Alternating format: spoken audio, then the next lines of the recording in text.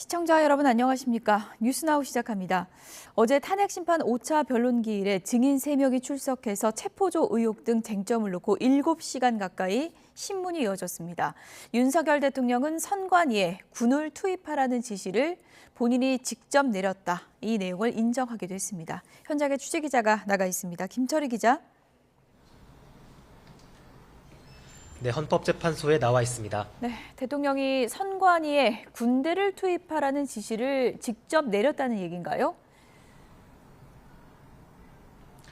네, 윤 대통령이 어제 헌법재판소에서 열린 자신의 탄핵 심판에서 직접 한 발언인데요. 먼저 내용부터 들어보시겠습니다.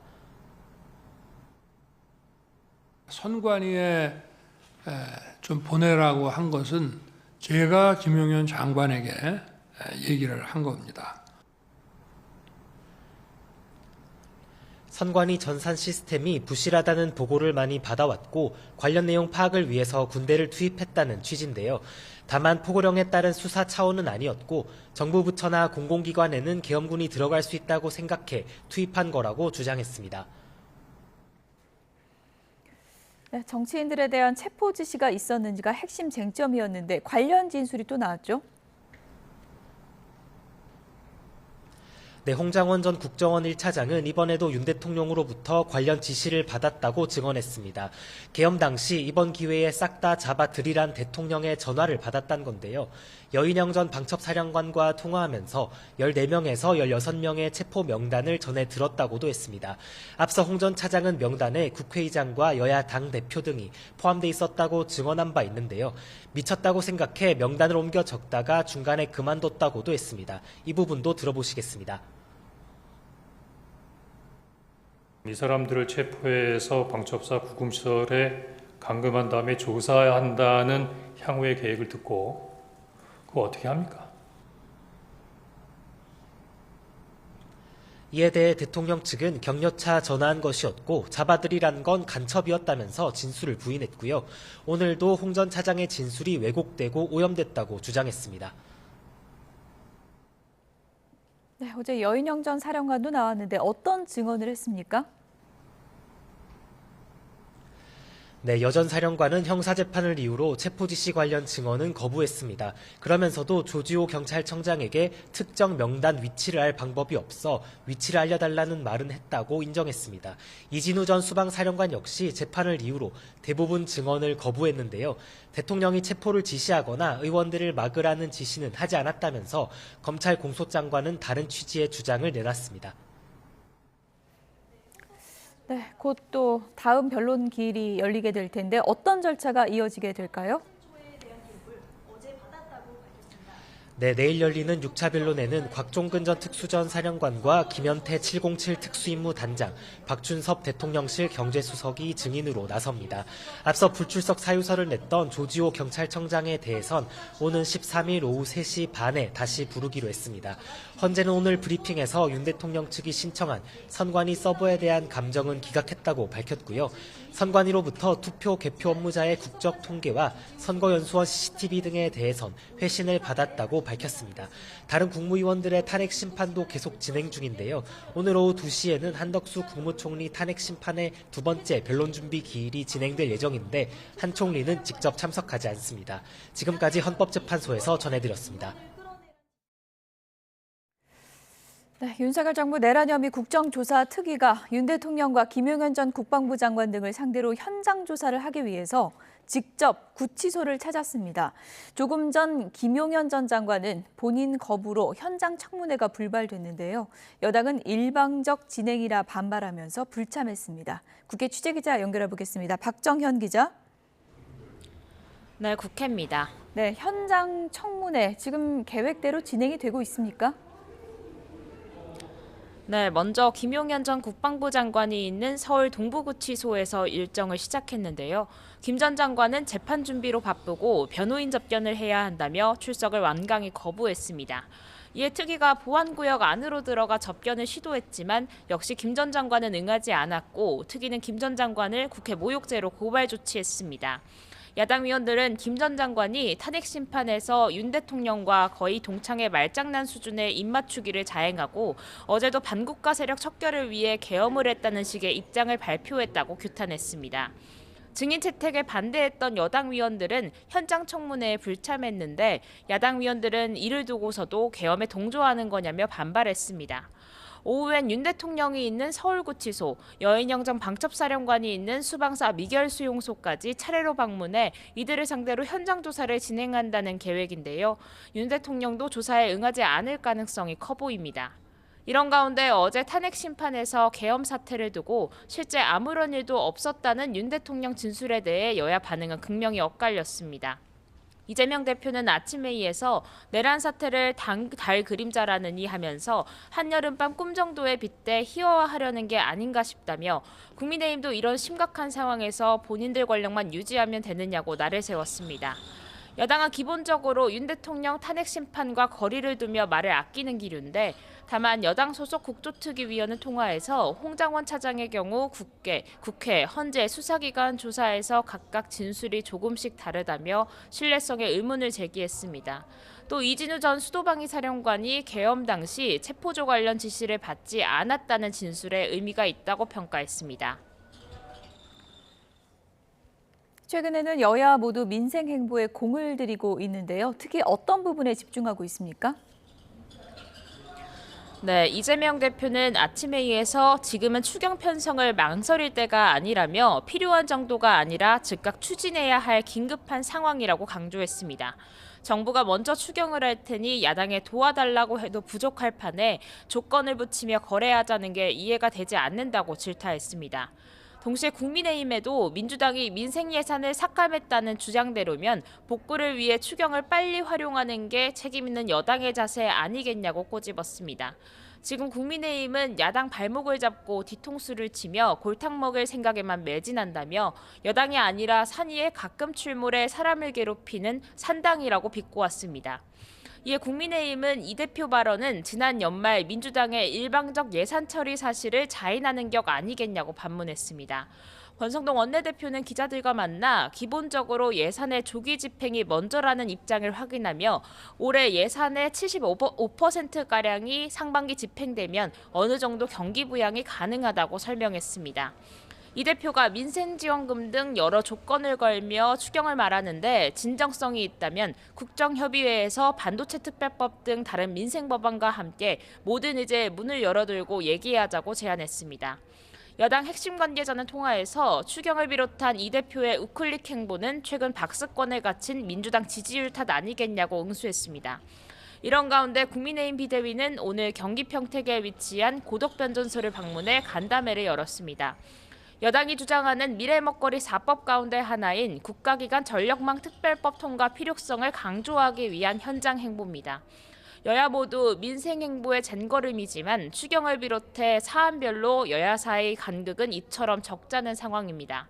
결국 이르면 다음 주 여야 대표들과 국회의장, 최상목 대통령 권한대행의 국정협의회 4자회담에서 쟁점 사안들의 담판이 이뤄질 거란 관측도 나옵니다. 지금까지 국회에서 YTN 박장현입니다. 네, 이상민 전 장관은 경찰 조사에서 내란 공범 혐의를 부인했는데 검찰의 윤 대통령 공소장 내용과 비교하면 곳곳에서 차이가 발견됩니다. 경찰은 이 전 장관이 소방청장에게 언론사 단전 단수 지시를 내린 것이 맞는지 밝혀내기 위해서 수사력을 집중할 것으로 보입니다. 양동훈 기자입니다. 이상민 전 행안부 장관은 경찰 조사에서 내란 공범 혐의를 적극 부인했습니다. 사전에 계엄 사실을 알지 못했고 계엄과 관련해 개입할 부분도 없었다는 겁니다. 언론사 등에 대한 단전 단수를 지시했다는 의혹에 대해서도 계엄 당시 허석곤 소방청장과 통화한 사실은 인정했지만 국민 안전을 챙겨달라고 얘기했을 뿐이라며 부인했습니다. 반면 허 청장은 국회 2차 청문회에서 이런 지시를 들었다고 증언했습니다. 그럼 단전 단수 요청을 소방청은 받은 것이 있느냐 이렇게 물었습니다. 언론사 5곳을 말씀을 하시고 요청이 오면 적절한 조치를 취하라 이런 뜻으로 저는 기억을 합니다. 또 검찰의 윤석열 대통령 공소장에도 이 전 장관이 대통령 지시에 따라 허 청장에게 전화해 경찰청에서 언론사 등에 대한 단전 단수 협조 요청이 오면 조치해주라고 지시한 것으로 적혀 있습니다. 공수처로부터 이 전 장관 사건을 다시 넘겨받은 경찰은 엇갈리는 진술 속에서 진실을 찾아야 하는 상황. 경찰은 일단 허 소방청장 등 관계자들에 대한 조사 내용을 바탕으로 단전 단수 지시가 실제로 있었는지 밝히는 데 집중할 것으로 보입니다. 특히 비상계엄 선포나 언론사에 대한 단전 단수 조치가 위헌, 위법이라는 것을 인식하고 있으면서도 이런 지시를 내렸다면 내란 공범 혐의에서 벗어나기 어렵다는 분석이 나옵니다. 이 전 장관은 경찰에 계엄법에 대해 잘 알지도 못했고 위법인지 생각할 겨를도 없었다고 항변한 가운데 경찰이 이 전 장관의 주장을 어떻게 반박해 나갈지 주목됩니다. YTN 양동훈입니다. 김성훈 경호처 차장에 대한 구속영장이 검찰에서 잇따라 반려된 가운데 경찰이 경호처 인사 담당자를 소환하며 보강 수사에 속도를 내고 있습니다. YTN의 취재 결과 경찰 특별수사단은 오늘 오전 경호처 인사 담당 부서 간부를 참고인 신문으로 불러서 조사하고 있습니다. 경찰 특수단은 김 차장이 2차 체포영장 집행 당시 지시에 따르지 않은 경호처 직원 2명을 직무배제한 것으로 보고 있는데 해당 간부를 상대로 구체적인 정황과 내부 규정에 대해서 집중적으로 조사하고 있습니다. 앞서 특수단은 체포영장 집행을 방해한 혐의로 김 차장에 대한 구속영장을 신청했다가 검찰에서 반려됐는데 이후 김 차장의 인사보복 정황을 포착하고 경호처법상 직권남용 혐의로 추가 입건했습니다.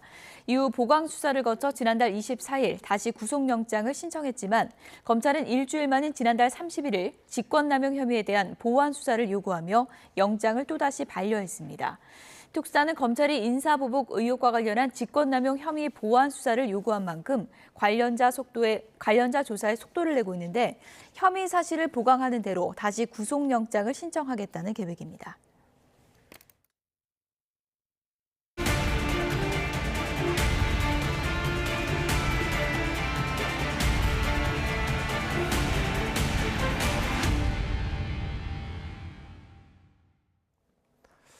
이재명 더불어민주당 대표 측은 어제 공직선거법 사건 항소심을 맡은 서울고등법원에 위헌법률심판 제청을 신청했습니다.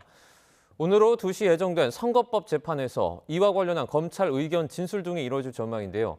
자세한 내용 취재기자 연결해서 알아보겠습니다. 김다영 기자, 이 대표의 신청 취지가 뭔지 먼저 정리해 주시죠.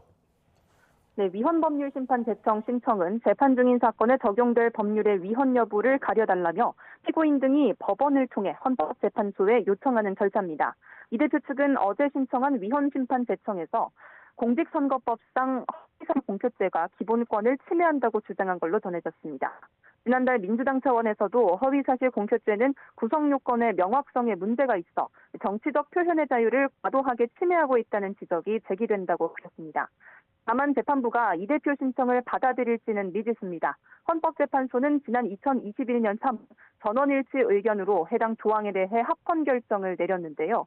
법조계에서는 이미 헌재가 해당 조항을 여러 차례 합헌 결정했던 사실을 법원도 고려할 수밖에 없다는 의견이 나옵니다. 만약에 법원에서 신청이 받아들여지면 이 헌재 결정이 나올 때까지 이 재판이 중단이 되는 거죠? 그렇습니다. 만약 법원이 제청을 결정하고 헌재 결정서를 보내면 헌재 판단이 나오기 전까지 재판이 중단됩니다. 이 때문에 일각에서는 이 대표가 고의로 재판을 지연시키려는 것 아니냐는 지적이 왔는데요. 이에 대해 민주당은 오늘 입장을 내고 신청 사건과 본재판은 별도로 진행되기 때문에 재판 지연이 아니라며 정당한 방어권 행사라고 주장했습니다. 오늘 오후 2시 서울고등법원에서는 이 대표 공직선거법 사건 항소심 2차 공판기일이 열리는데요. 오늘 재판에서 어제 이 대표 신청에 대한 검찰 측 의견 진술 등 관련 절차가 이어질 전망입니다. 이미 검찰은 지난달 22일 위헌법률심판 제청이 불필요하다는 의견서를 내기도 했습니다. 지금까지 서울고등법원에서 전해드렸습니다. 정부가 산업 경쟁력 지원을 위해 34조 원 이상 규모의 첨단 전략산업 기금을 신설합니다. 최상목 대통령 권한대행은 오늘 정부 서울청사에서 열린 국정현안 경제관계장관회의 겸 산업 경쟁력 강화 관계장관회의에서 이같이 밝혔습니다. 최 대행은 배터리와 바이오 등 첨단 산업과 기술을 지원하는 가칭 첨단 전략산업기금을 반도체 금융지원 프로그램의 2배 이상 규모로 산업은행에 신설을 하고 저리대출과 지분투자 등 다양한 지원 방식을 추진하겠다고 밝혔습니다. 최 대행은 관련 법률 개정안을 다음 달 중에 국회와 협의하고 첨단 산업 분야 소재, 부품, 장비, 중소 중견기업에 대한 지원도 획기적으로 확대하겠다고 말했습니다. 미국 정부의 10% 추가 관세 부과에 중국이 보복 관세로 맞대응을 하자 트럼프 미 대통령은 괜찮다며 강경한 자세를 보였습니다. 24시간 안에 시진핑 주석과 대화를 하겠다던 트럼프 미 대통령은 전화 통화를 서두르지 않겠다고 말했습니다. 워싱턴에서 홍상희 특파원입니다. 미국의 중국산 제품에 대한 10%의 추가 관세 부과가 현지 시간 4일부터 시작됐습니다. 중국도 즉각적으로 10일부터 미국산 석탄과 액화천연가스의 15%, 원유와 농기구 등의 10%의 관세를 부과한다고 밝혔습니다. 보복 관세와 함께 무기와 반도체 제조에 필요한 텅스텐 등 5개 희귀 광물에 대한 수출 통제도 나섰습니다. 중국의 반격에 트럼프 대통령은 문제 없다고 답했습니다. It's fine. It's fine. We're going to do very well against China and against everybody else. I've never seen the deficit with China is about $1 trillion. Think of it, $1 trillion. They're using our money to build their military. 중국이 10일부터 추가 관세 조치를 예고하고 트럼프 대통령도 시진핑 중국 국가주석과 곧 통화할 것이라고 말하면서 협상 가능성도 예상됐지만 24시간 내 통화는 성사되지 않았습니다. 25% 관세 부과 압박에 펜타닐 미국 유입과 불법 이민 문제 해결책을 들고 나온 캐나다와 멕시코와는 달리 중국이 강경하게 대응하면서 협상 과정에서도 팽팽한 줄다리기가 예상됩니다. 트럼프 대통령은 시 주석과의 대화를 서두르지 않겠다고 말을 바꿨습니다. No, we'll speak to him at the appropriate time. I'm in no rush. I'm in no rush. At the appropriate Do you think that conversation can lend itself to the type of freeze that it meant for the tariffs for Canada and Well, we'll see what happens. 미국의 추가 관세 부과와 중국의 보복 관세로 미중 간 본격적인 관세 전쟁이 현실화하면서 우리나라의 대중 수출 감소는 물론 세계 교역 위축 가능성도 커지고 있습니다. 트럼프 대통령은 지난 대선 기간 동안 중국산 제품에 60%의 관세를 부과할 것이라고 말한 바 있어 취임 초기부터 미중 무역 분쟁이 격화할 것이라는 우려가 나오고 있습니다. 워싱턴에서 YTN 홍상입니다. 우크라이나 전쟁에 투입이 된 북한군 사상자가 전체 파병 규모의 절반에 이를 수 있다는 미국 전문가 분석이 나왔습니다. 북한군의 피해가 커지면서 생긴 북러 간의 균열을 트럼프 대통령이 노릴 거라는 관측도 제기됐습니다. 워싱턴에서 권준기 특파원입니다. 미국 싱크탱크 전략국제문제연구소의 국제안보 프로그램 책임자는 생포된 북한군 증언을 통해 전장에서 겪고 있는 고통이 더 분명하게 확인됐다고 밝혔습니다.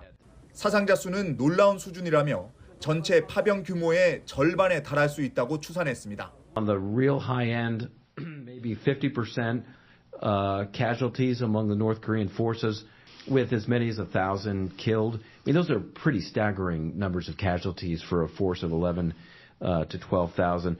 전쟁에 따른 푸틴 러시아 대통령의 정치적 비용은 크지 않다고 분석했습니다. 병력 대부분이 시베리아, 중앙아시아 등 변방이나 교도소 출신으로 모스크바 엘리트 집안 자제가 아니기 때문입니다. 북한군도 이들과 같은 방식으로 이용되고 있다며 죽을 각오로 싸우고 있지만 조직적이지 않고 러시아군과의 결집도 약하다고 평가했습니다. You know, very little food that they're carrying with them, little water, almost no cold weather gear, but lots of ammunition that they have to fight and have been willing to die. 북한군 피해가 커지면서 북러 간 균열도 보이는 것으로 관측했습니다. 러시아군에 비해 장갑차가 덜 제공되는 등 열악한 조건이 이어지면서 불만이 쌓이고 있다는 겁니다. 이에 따라 트럼프 대통령이 북러 간 균열을 이용해 사이를 더 멀어지게 만들 가능성이 있다고 전문가는 내다봤습니다. 워싱턴에서 YTN 권준기입니다. 러시아에 파병된 북한군이 전선에서 일시 퇴각을 했다는 외신 보도가 나온 가운데 우크라이나군 정보수장은 북한군 약 8천 명이 러시아 쿠르스크 지역에서 여전히 전투 중이라고 주장했습니다.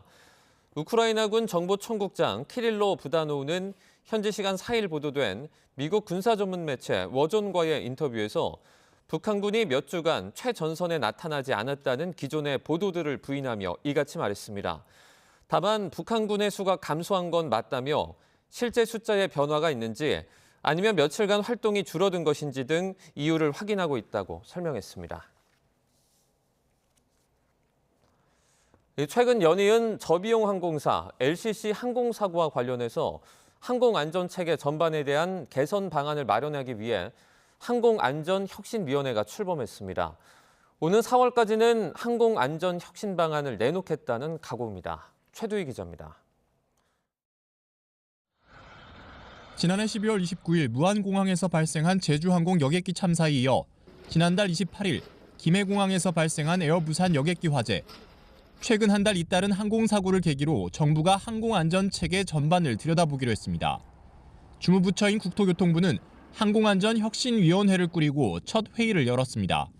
위원회는 항공, 공항 분야 민간 전문가 중심의 자문기구로 오는 4월까지 약 10주간 운영됩니다. 민간 전문가 20여 명이 항공운항 안전분과와 공항시설 개선분과로 나뉘어 활동하게 됩니다. 위원회는 우선 제주항공 여객기 참사 수습 과정에서 지적된 LCC의 정비 역량을 높이는 방안을 집중적으로 살펴볼 예정입니다. 제주항공 여객기 참사를 키운 원인으로 지목된 콘크리트 둔덕과 같은 공항 건설, 운영 규정도 다시 들여다보기로 했습니다. 앞서 국토부는 올해 업무 계획을 통해 4월까지 항공안전 혁신안을 마련하겠다고 밝혔습니다. 항공 전 분야의 안전 실태를 진단하는 한편 다양한 의견을 반영하여 항공안전 혁신 방안을 마련하겠습니다. 위원회도 다음 달 말까지 항공안전 전 분야에 걸친 개선안을 마련하고 4월 초 공청회를 열어 항공안전 혁신 대책을 확정할 예정입니다. 이번에 첫 회의를 주재한 백원구 국토부 제2차관은 항공안전 체계를 처음부터 다시 세운다는 결심으로 뼈를 깎는 노력을 기울이겠다고 강조했습니다. YTN 최두입니다.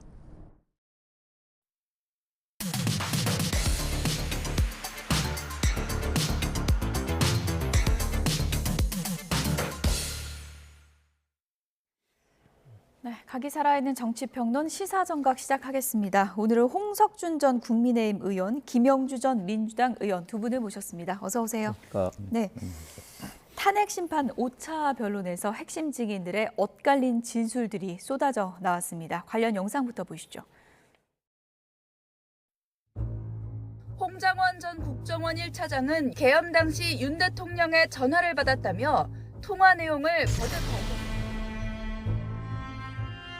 이번 기회에 싹 다 잡아들여 싹 다 정리해 국정원에도 대공수사권을 줄 테니까 무조건 도와라는 취지로 말하였죠. 그렇게 기억합니다. 대통령께서도 그날 보니까 여러 군데다 전화 많이 하셨더만요. 처음으로 대통령의 전화를 받은 거잖아요. 거의 토시까지 하나 기억하지 않을까요?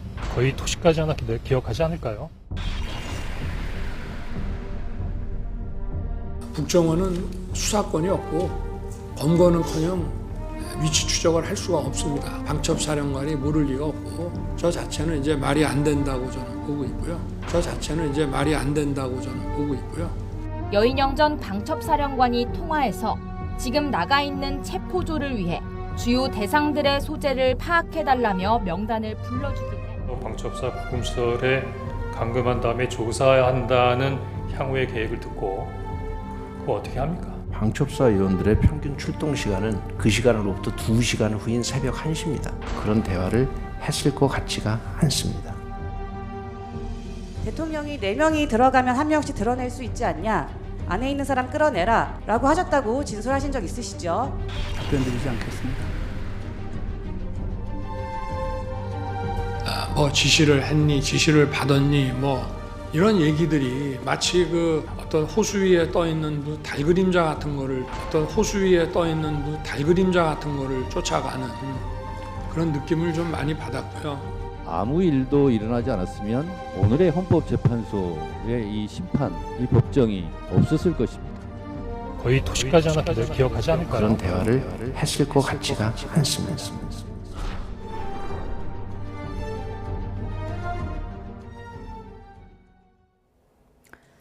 홍장원, 여인영, 이진우 어제 5차 변론기일이 나온 핵심 증인들의 셈법은 지금 영상으로 보신 것처럼 엇갈렸습니다. 김영주 전 의원 나오셨는데요.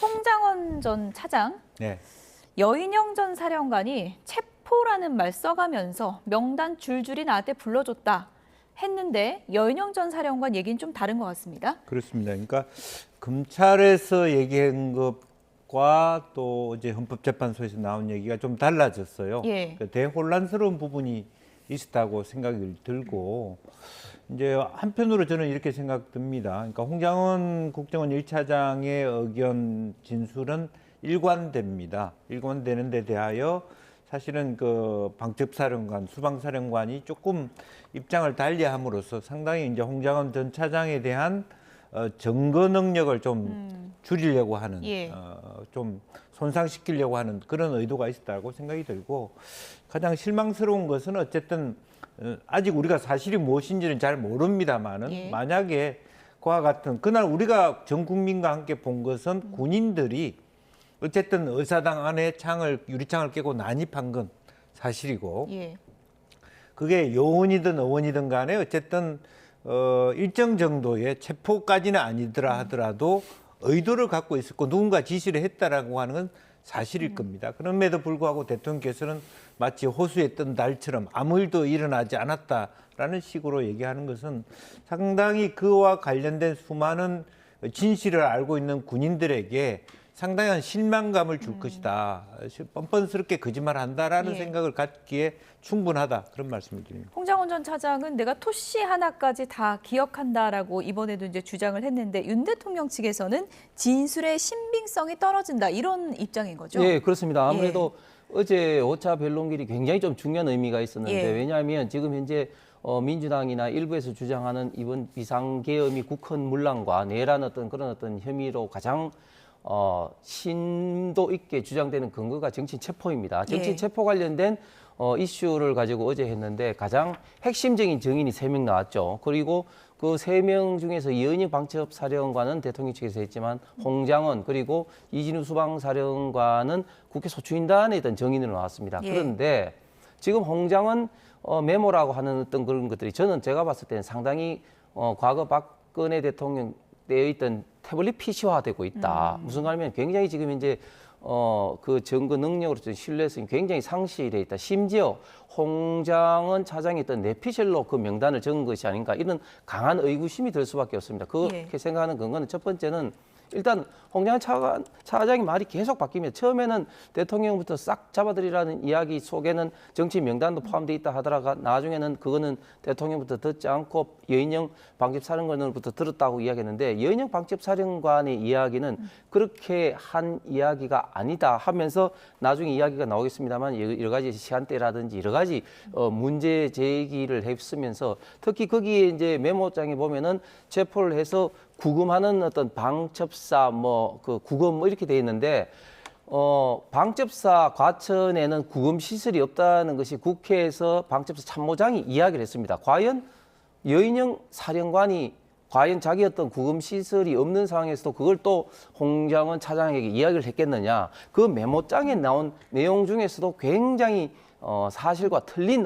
그런 어떤 내용이 많았다고 지금 이제 다 밝혀지고 있는 만큼 홍장원 차장의 어떤 발언 그리고 메모장의 어떤 신뢰성이 굉장히 의심받을 수밖에 없는 것으로 보입니다. 어제 재판관도 그 메모장의 신빙성에 대해서 의문을 제기하는 질문을 하기도 했는데 홍장원 전 차장의 이제 증언은 여인영 전 사령관이 불러주길래 휘갈겨서 막 쓴 거다. 이렇게 좀 증언을 했어요. 그렇습니다. 이제 14명에서 16명 정도 되는 정도가 있었다라고 하는 부분들인데 물론 이제 그것은 이제 형사재판에서 더 많이 이제 재판 과정에서 검증될 거라고 보여지는데 지금 이제 제가 이제 이해할 수 없는 것은 대통령께서 홍장원 1차장에 대하여 실제적으로 그것은 간첩 잘 잡으라고 얘기한 것이다. 이렇게 말한 부분은 저는 석연치 않다고 생각합니다. 그 바쁜 시간에 홍장원 차장도 방금 우리 방송에서 봤습니다. 여러 사람하고 통화를 했는데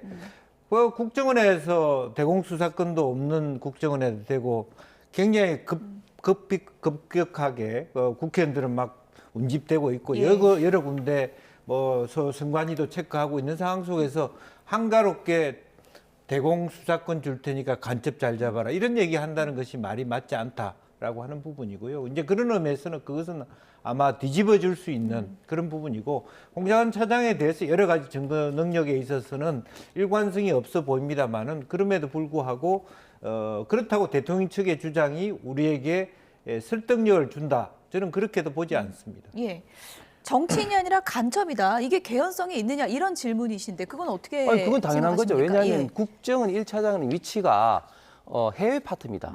해외 파트이기 때문에 당연히 어떤 국내 정치인이 아니라 그 해외 특히 어떤 간첩 이야기일 수밖에 없는 것이고 특히 그 대통령께서 어제 말씀을 했지만 처음에 이제 홍장원 차장하고 통화를 하려고 했을 때는 홍장원 차장이 이제 비아폰이 없고 이제 저녁 식사 중에 다시 이제 8시 몇 분에 이제 그 비상계엄 뭐 이야기 비슷한 이야기를 하시면서 나중에 전화할 테니 받아라. 첫 번째 통화를 하고 난 다음에 그때 당시 첫 번째 통화 때는 윤석열 대통령께서 국정원장 조태용 원장이 그때 해외로 나간지 이제 착각을 하고 이제 홍장원 차장에게 이야기를 했는데 예. 비상계엄 이제 그 국무회의 때 조태용 원장이 와서 해외 안 나가느냐 내일 나갑니다 이야기를 해서 이제 그런 이야기를 하면서 그래도 이제 홍장원 차장한테 좀 이따 전화를 하겠다 받아라 이런 어떤 것 때문에 11시 가까이 돼서 전화를 했다는 거 아닙니까? 그러면 혹시 비상계엄으로 인해서 어떤 포교령 위반으로 인한 어떤 정치인 어떤 체포 그런 어떤 필요성이 있으면 조태용 원장한테 이야기를 하면 되지 왜 해외 파트 홍장원 차장한테 이야기를 할 필요가 전혀 없는 것이죠. 그렇기 때문에 대통령께서 굳이 싹 잡아들인 그런 표현 속에는 그런 어떤 간첩이 일 수밖에 없다는 게 이제 명확한 것이고 또 한 가지 분명히 좀 틀린 게 뭐냐면 홍장원 차장이 어떤 이야기를 했냐면 나는 대통령과 신뢰가 깊어서 그런 어떤 이야기를 들었지만 나는 이제 실행하지 않았다고 이야기를 했는데 그런데 어제 심리에서 밝혔지만 대통령과 직접 홍장원 차장이 통화를 한 것이 어제 처음이었답니다. 그러니까 전부 다 지금 현재 이런 어떤 말이 어떤 홍장원 차장 이야기했던 신뢰성이 깨지고 있다고 봅니다. 예, 이 부분은 어떻게 생각하세요? 그런 부분에 대해서 왜 조태용 원장이 아니고 홍장원 1차장이냐 또 해외 파트다라고 했는데 그때의 관점은 해외 파트, 내부 파트의 문제가 아니고 외교부 출신의 국정원장이 이 일에 적절한가에 대한 판단 그리고 홍장원 차장 그래도 육사 출신이라는 측면, 군인 출신이라는 측면 그런 것이 우선순위로 고려되었을 것이다. 저는 그렇게 보고 뭐 1차장이 해외 파트니 국내 파트니 그런 걸 고려할 수 있는 사항은 아니었다. 즉 우리 편이냐 나의 어떤 계엄 지시를 따를 수 있는 사람이냐 누가 더 말하자면 조금 더 마샬한 무력적인 접근 방법에 적절한가에 대해서 의도적으로 저는 사실은 그 국정원장은 적절하지 않다고 판단했을 가능성이 높다. 저는 그렇게 봅니다. 어제 증인으로 나온 이진우 전 수방사령관은 나머지 또 증인들과 다른 결의 또 증언을 하기도 했는데요. 이진우 전 수방사령관 어제 변론에서 어떤 얘기를 했는지 내용을 잠깐 들어보겠습니다. 대통령님께서 계엄 선포 대국민 담화문을 발표하시는 걸 제가 봤습니다.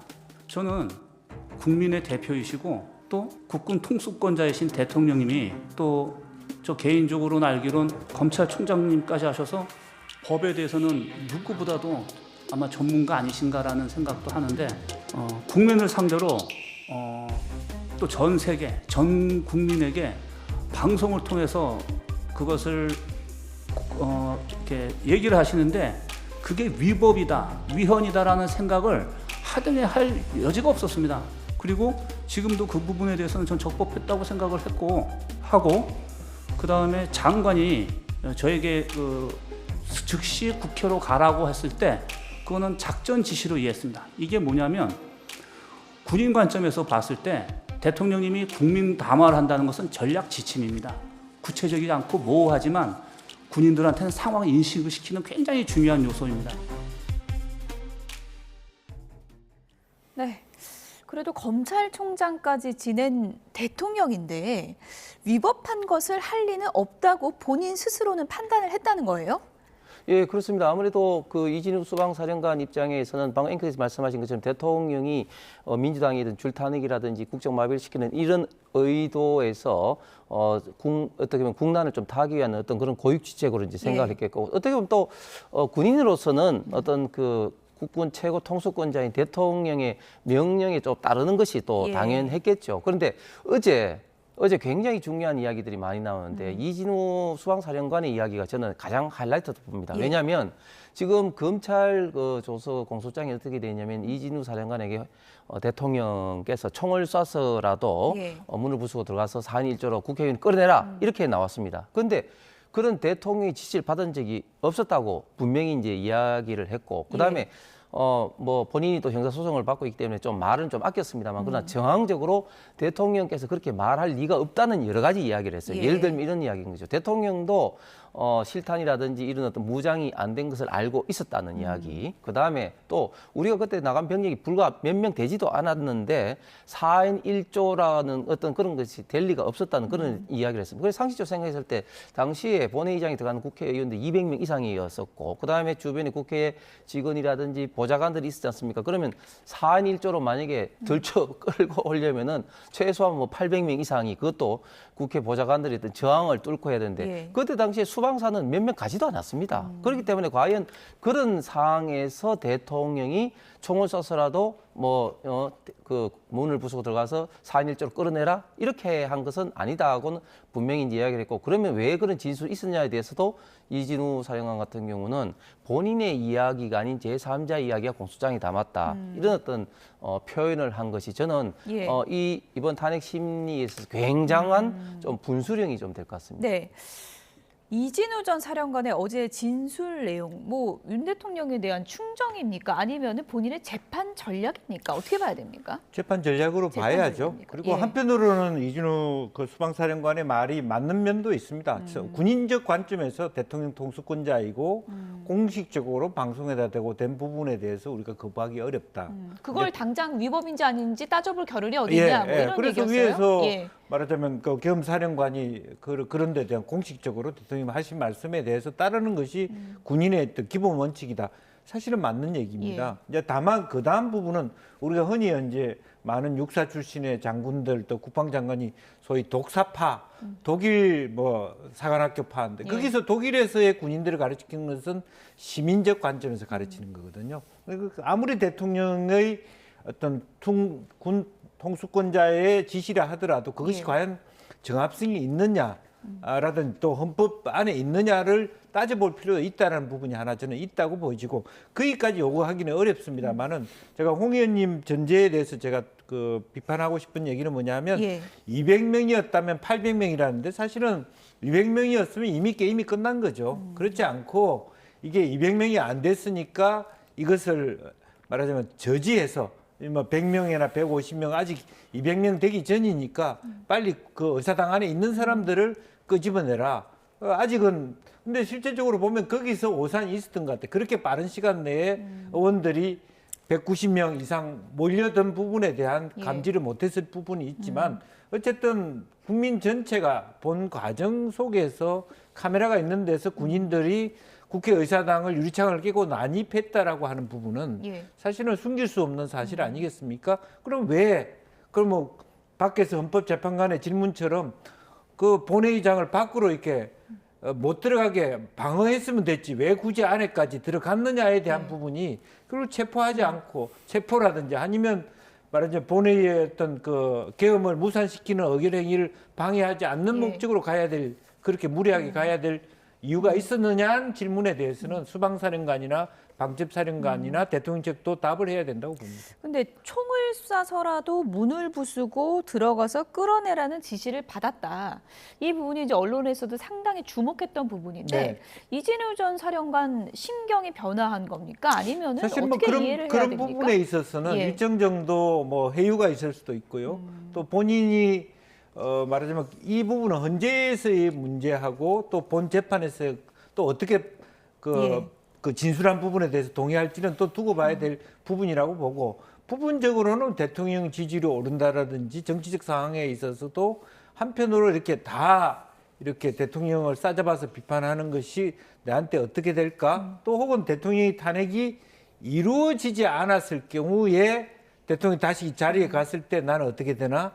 이런 고민이 있다. 저는 그렇게 봅니다. 제가 한 말씀 드리면 지금 앵커께서 말씀하신 그런 부분이 이제 공소장이 있었고 많은 또 언론에서 보도했기 때문에 국민들의 어떤 인식이 있는 것인데 우리가 그 검찰의 공소장에 있던 신뢰성에 대해서 예를 들면 이재명 대표 같은 경우는 뭐 공직선거법에 대장동의 수많은 어떤 검찰의 조서나 공소에 대해서는 이게 신작 소설이라 이야기하면서 심지어 그런 어떤 조사를 한 검찰을 탄핵을 시켰습니다. 그래서 우리가 검찰의 공소장을 어디까지 이제 볼 것인가 이런 문제는 우리가 기본적으로 지금 형사소송법이 바뀌었기 때문에 검찰 조서의 어떤 증거로서의 능력이 없는 가운데 저는 주목하는 부분이 이렇습니다. 우리 지금 대한민국 군대가 얼마나 강력한 군대입니까? 경찰이 얼마나 강력한 경찰입니까? 그런데 만약에 대통령이 진짜 대통령이 체포 지시가 있었다. 그러면은 시도가 있었을 것이고 그 시도가 있었으면은 그게 100% 성공하지 않더라도 최소한 한두 명이라도 체포를 한다든지 아니면 한두 명이라도 나는 체포를 뭐 하려고 했는데 내가 빠져나왔다. 싸웠다. 이렇게 해야 하는데 그런 움직임 자체가 전혀 없었던 겁니다. 그렇기 때문에 이런 게 과연 체포 이런 어떤 말들 자체가 저는 처음부터 굉장히 의심스러울 수밖에 없다는 겁니다. 어쨌든 이번 탄핵 심판의 핵심 쟁점 중에 하나가 정치인 체포 지시를 윤석열 대통령이 했는가 이 부분 아니겠습니까? 지금까지 진행된 변론 기일의 증언들을 모아보면 이게 더 이상 뭐 논쟁의 여지가 없이 굳어졌다고 보세요? 분위기가 아니면 좀 앞으로 좀 논쟁적 요소가 커졌다고 보세요? 저는 뭐 대통령께서 그런 말씀할 수 있다고 봅니다. 상황이 제대로 돌아가지 않았기 때문에 감정적인 발언, 원래 계획하지 않은 과한 발언이 있을 수 있다고 보는 부분이 있고요. 또 하나는 그런 시도가 있었으나 실제로 그날 헬기 타고 온 군인들이 왜 가는지 어디로 가는지도 모르고 투입됐다. 실제로 실행이 제대로 밑에까지 지침이 내려오지 않았다. 혹은 중간에 있는 중간급의 어떤 사령관들이 이 지시가 너무 과하다. 본인이 판단했을 때 우리 군의 입장이나 개인의 입장에서 적절하지 않았다고 생각해서 지시를 받았으나 실탄을 갖고 가지 마라. 혹시 만에 하나 사람을 죽일 수도 있기 때문에 그런 중간적인 판단이 있기 때문에 향후 형사재판 과정에서 낱낱이 밝혀질 것이다. 저는 그렇게 봅니다. 어제 변론 기일에서 윤석열 대통령이 호수 위에 달 그림자를 쫓는 기분이다. 이런 얘기를 했는데요. 어떤 얘기인지 들어보시죠.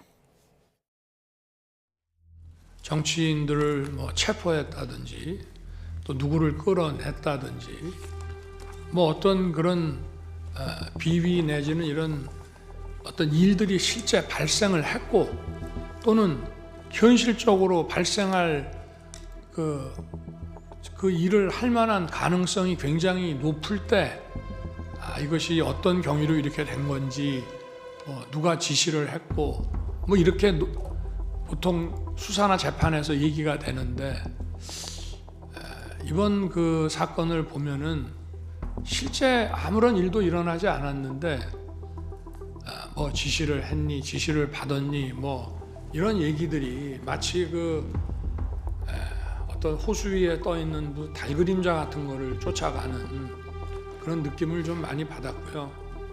저도 국군 통수권자로서 우리 훌륭한 그 장군들의 진술에 대해서 뭐 이러니 저러니 제가 말을 섞고 이러고 싶지는 않습니다만은 과연 그 처음에 뭐 14명 나중에 이제 군 철수 지시하고 계엄 해제 나고 군 철수 지시가 이루어졌는데 그게 과연 상식적으로 가능한 얘기인지 국회의 판단, 국민의 판단 이 모든 것들이 다 지금 허상을 보고 있다는 얘기 아닙니까? 그러면 우리가 지금 헛것을 보고 있는 것일까요? 제가 보기에는 이루어질 수 없는 그런 목표를 추구하려는 그 윤석열 피청구인의 계획 이 자체가 제가 보기에는 무리에 뜬 달이라는 생각이 듭니다. 네, 무리에 든 달 그림자. 상당히 좀 은유적 표현을 썼는데 그러니까 실체가 안 보인다. 본인의 좀 억울함을 호소한 의미일까요? 어떻게 해석하셨습니까? 예, 그렇습니다. 호수 위에 달 그림자는 쫓아가면 쫓아가더라도 계속해서 잡을 수 없는 어떻게 보면 허상인데 지금 이야기되고 있는 이 정치인 체포가 바로 이제 그런 것이다는 어떤 비유적 어떤 표현을 쓰신 것 같습니다. 예를 들면 지금 대통령은 거기에 대해서 아무런 언급도 없는데 이것이 마치 사실인 것처럼 지금 현재 보도가 되고 검찰 그 공소장에 있는데 실체를 파면 팔수록 정치인 체포 시도도 없었고 정치인 어떤 체포된 거는 더더구나 없는 것이죠. 예를 들면 이런 겁니다. 만약에 정치인 체포 이야기가 이제 나온다면 사실은 국회 의결을 방해하려는 목적으로 원천적으로 차단하는 목적으로 정당의 대표라든지 원식 국회의장이라든지 이런 사람의 어떤 체포를 어떤 목적으로 하는 것이겠죠. 그렇지 않습니까? 그런데 저는 도저히 이해할 수 없는 게 이 체포 명단에 보면은 뭐 김명수 전 대법원장이라든지 또 그 권순일 전 대법관이라든지 이런 사람들의 명단도 있는 거예요. 근데 왜 그러면은 이런 분들을 체포하려고 하지? 도저히 이해를 할 수가 없네. 또 뭐 김어준 씨 이런 꽃 이 명단도 있는데 이건 도대체 뭐냐? 무슨 목적으로 하는 목적 자체가 성립되지 않는다. 그리고 다시 말씀드리지만 지금 여인영 방첩 그 사령관 같은 경우는 과거 12.12로 비교한다면 전두환 대통령 같이 비상계엄 시에는 총합동수사본부의 사령관입니다. 이런 어떤 사령관이 과연 그 국정원 1차장에게 법적인 권한도 없고 인원도 없고 그리고 그렇게 할 역량도 없는 국정원 제1차장에게 정치인 체포라고 그 명단을 미주알 고주얼로 불러준다? 상식적으로 저는 이런 어떤 일은 일어나지 않았다고 생각합니다. 근데 여인영 전 사령관이 이제 김용현 전 장관한테 명단을 받았다는 얘기는 이제 인정을 한 부분이 있고, 그리고 모든 수사와 재판이 지금 이 정치인 체포 실체를 밝히는 데 집중되고 있는 상황에서 윤 대통령이 이렇게 헛것을 보고 있다라고 하니까 이걸 좀 어떻게 이해를 해야 될지 좀 의아한 분도 있을 것 같아요. 그 지금 불러주신 명단처럼 윤 대통령이 실제로 본인은 어떤 뭐 검찰총장까지 한 법률 전문가이시면서도 본인이 국정을 운영해 가는 것은 매우 자의적이고 주관적으로 생각해 왔다. 일반적으로 이해할 수 없는 정도의 생각을 했다. 그야말로 박준택 의원이 얘기했듯이 호수했던 딸처럼 그렇게 국정 운영을 해왔지 않느냐. 실제적으로 자기가 정말 큰일이에요. 대통령이 군 통수권자로서 그런 지시를 내렸는데 아무 일도 일어나지 않았다. 얼마나 허망한 일입니까? 군인들이 아무도 그걸 제대로 수행하지 않았다. 이건 큰일입니다. 북한이 넘어왔는데 대통령께서 지시 내렸는데 아무 일도 일어나지 않았다. 엄청난 일이에요. 그런 부분을 스스로 자기가 아무렇지도 않았듯이 자기 입으로 아무 일도 일어나지 않았는데 왜 나한테 이렇게 얘기하는 게 정말 뻔뻔스러운 일이라고 저는 생각합니다. 그러니까 실제로 아까 오히려 수방사령관 얘기처럼 이행해야 돼요. 그런 면에서 당당하게 얘기해야 되는데 내가 지시를 했지만 아무 일도 일어나지 않았기 때문에 뭐가 문제인데, 이것이 그러면 왜 아무 일도 일어나지 않을 정도의 비상계엄을 해서 그 국민을 이렇게 놀라게 하고 실제로 우리나라 국제적인 코리아 리스크를 이렇게 크게 만든 몇십조 몇백조의 국가적 손실을 보게 합니까? 아무 일도 일어나지 않는 일과 관련해서 그건 누가 책임집니까? 그런 식의 문제는 저는, 그다음에 예를 들면 이상민 장관 얘기했지만 언론사 단수 조치해라. 그것도 사실로 나오지 않습니까? 실질적으로 그러한 같은 것은 기본적인 어떤 맥락과 계획이 있었다는 것을 얘기해 주는 거 아닙니까?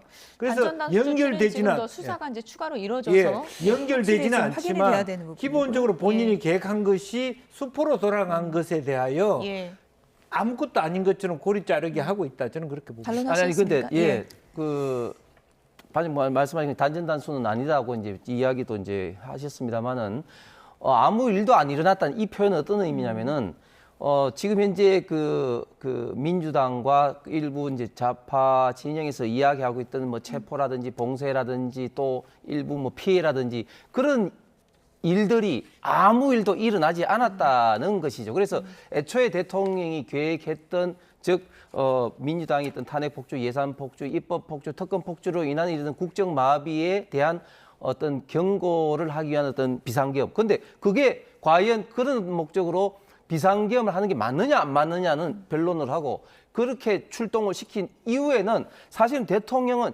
체포라든지 이 체포자도 꺼냈다고 하지 않지 않습니까? 그렇기 때문에 그 이후에 지금 주장되고 있는 일은 아무 일도 일어나지 않았다. 이런 어떤 언급을 하신 것이죠. 네. 어쨌든 뭐 이제 6차 변론길이 이어질 것이고 핵심 증인들이 또 추가로 나와서 또 증언을 할 것이기 때문에 탄핵 심판의 흐름이 어느 쪽으로 좀 흘러갈지는 봐야 될 것 같고요. 탄핵 심판 일정이 진행이 될수록 조기 대선 열릴지 안 열릴지 확정되지 않았지만 조기 대선에 대한 관심이 높아지고 있습니다. 최근 여권 잠룡 여론조사에서는 김문수 장관이 상당히 선전하고 있는 분위기인데요. 기자들의 질문에 어떤 답변을 했는지 들어보시죠. 조기 대선 출마 검토하시거나 그러실까요? 전혀 검토하거나 생각한 건 없고요. 지금 이제 탄핵에 대한 지금 재판도 진행되고 있고 대통령에 대한 또 계엄에 관련된 수사도 계속하고 있고 재판이 진행되잖아요. 그렇기 때문에 현재는 조기 대선 요인이 있는지 없는지 가능성으로서는 존재하겠지만 현실적으로는 아직 단정할 수 없죠. 그 이후에 이제 대선 관련된 여론조사에서 계속 이제 장관님의 이름이 좀 높게 거론되는 것에 대해서는 부담을 느끼시는 걸까요? 아니면 저 같은 경우는 특별히 한 일은 없고 그냥 상식적인 이야기를 한 거에 지나지 않는다고 보거든요. 저로서는 현직 시장으로서 시정에 전념하고 있는 입장이기 때문에 대선 출마에 대한 언급은 가급적 자제하는 편입니다. 양해해 주시기 바라고요. 헌재 결정이 나온 이후에 그때 상황을 보아서 명확하게 답변 드릴 수 있을 것 같습니다. 네. 상당히 좀 조심스러운 반응인데요. 김문수 장관, 어쨌든 여권 후보 여론조사 지금 1위를 계속하고 있는데 그 여론조사 보면서 전혀 생각 안 한다. 이거는 믿어야 됩니까? 어떻습니까? 지금 현재 저렇게 하시는 것이 가장 자기 선거에 도움이 되죠. 모범답 아니다. 왜냐하면 윤 대통령 지지자들의 어떤 그 전폭적인 지지를 받고 있는데 본인이 그 홍 시장처럼 대선 홍 시장의 스탠스가 엇갈리는 거 아닙니까? 윤 대통령 탄핵되면 안 된다 해놓고 장이 열렸는데 안 나갈 수 있나 이렇게 얘기하는 것은 홍 시장스럽습니다만은 말하자면 김문수 장관이야말로 이 스탠스를 유지하는 발언을 할 때만이 자기 지지율을 지킬 수 있고 더 올릴 수 있는 거죠. 그렇지 않고 나도 나가겠다 그런 순간 윤 대통령 지지자들의 지지는 김문수 장관에 대한 지지는 빠질 수밖에 없어요. 왜냐하면 윤통을 지킬 줄 알았는데 윤통이 탄핵이 인용되는 걸 전제로 자기 준비를 한다? 이건 말이 안 된다. 이렇게 볼 수 있기 때문에 속으로는 지금 저는 표정 관리에 들어갔다. 그렇게 봐야 될 것 같습니다. 표정 관리하고 있다. 이렇게 분석을 하셨는데 왜 지지율이 본인이 이렇게 높은 것 같냐 기자들이 물어보니까 지나고 보니까 내 말이 다 맞아서 그런 거 아니냐 또 이렇게 답변을 했더라고요. 저는 그 말씀이 맞다고 봅니다. 왜냐하면 김문수 지금 현재 장관에 대한 지지율이 높은 것은 지금 현재 그 많은 국민들, 특히 우파 보수 진영에 있는 국민들이 지금 현재 윤석열 대통령에 관련된 체포 수사 이것이 굉장히 좀 불법적이고 탄핵 이런 어떤 심리 과정에서 굉장히 억울하다는 이런 어떤 분노의 불길이 김문수 장관의 어떤 지지도로 지금 옮겨가고 있다 그렇게 이제 생각을 합니다. 그런데 사실은 많은 사람들이 김문수 장관에 대해서 그동안 사실 잘 몰랐습니다. 그런데 탄핵 과정에서 서영교 의원이 굉장히 무리하게 국무위원들한테 인사하시오, 사과하시오, 이렇게 했을 때 자리를 꿋꿋하게 지키고 있는 거라든지 그런 것 때문에 김문수 장관이 좀 포커스가 되는데, 이분이 알고 보니까 지금 현재 상황에서는 그 어렵다는 경기도에서 3선 또 경기도 재선 도지사를 하셨고 그리고 또 이때까지 은행을 보니까 이분이야말로 우파 보수 진영의 또 그리고 현재 대한민국의 지도자구나 하는 것들을 국민들이 좀 새롭게 조명을 받고 있다. 어떻게 보면 좀 역주행을 하고 있는 그런 어떤 형국이기 때문에 저 표현은 어떻게 보면 좀 맞을 것 같고. 이게 좀 일시적인 거라고 보세요? 아니면은 나중에 혹시라도 경선 치러져도 이렇게 장기적으로 쭉 이어질 거라고 보세요? 일시적이지 않죠. 제가 이제 이야기를 한 말씀처럼 지금 현재 윤석열 대통령의 어떤 그 억울함, 분노 이런 어떤 것들이 지금 현재 수사와 지금 이제 탄핵 심리가 계속 지속될 거 아닙니까? 그런 이게 지속되는 한은 계속 김문수 장관의 지지율이 어느 정도 이제 지탱이 될 거라고 생각합니다. 우상호 전 의원은 민주당에게 가장 위협적인 후보를 꼽으라고 하면 오세훈 시장이다. 이렇게 이제 답변을 했습니다. 실제로 이재명 대표를 상수로 두고 양자 대결 여론조사 한 결과를 꼼꼼히 보면 오세훈 지금 시장이 후보가 됐을 때 그 격차가 가장 좁더라고요. 그렇습니다. 그러니까 서울, 충청 부분에 있어서 상당히 지난번 대선 결과 여러 가지 보면 그런 결과를 낳을 수밖에 없고 예컨대 이제 이번 개헌 과정에서 가장 자유로운 사람은 한동훈 전 대표일 수 있는데 과연 한 대표가 국민의힘 현재 이런 분위기 속에서 후보가 될 수 있는지도 난망하고 이제 그런 부분에 대해서 이것저것을 종합해 보면 후보 가능성과 그다음에 이번 탄핵 과정에서 자유로운 부분 일정 정도의 어떤 자유로운 부분이 있는 거죠. 비판적인 어떤 윤 대통령 감사기를 하면서도 조금 더 문제 제기를 했던 부분이 있었기 때문에 그렇게 종합적으로 보면 오세훈 시장이 무난할 수 있지 않느냐, 또 중도 확장성도 있다 이렇게 우상호 의원이 보는 것 같고요. 실질적으로 보면 서울 충청을 이길 수 있는 후보가 대통령이 된다고 봐도 과언이 아닐 겁니다. 그렇군요. 이제 그런 부분에 대한 소구력이 있는 것이죠. 예.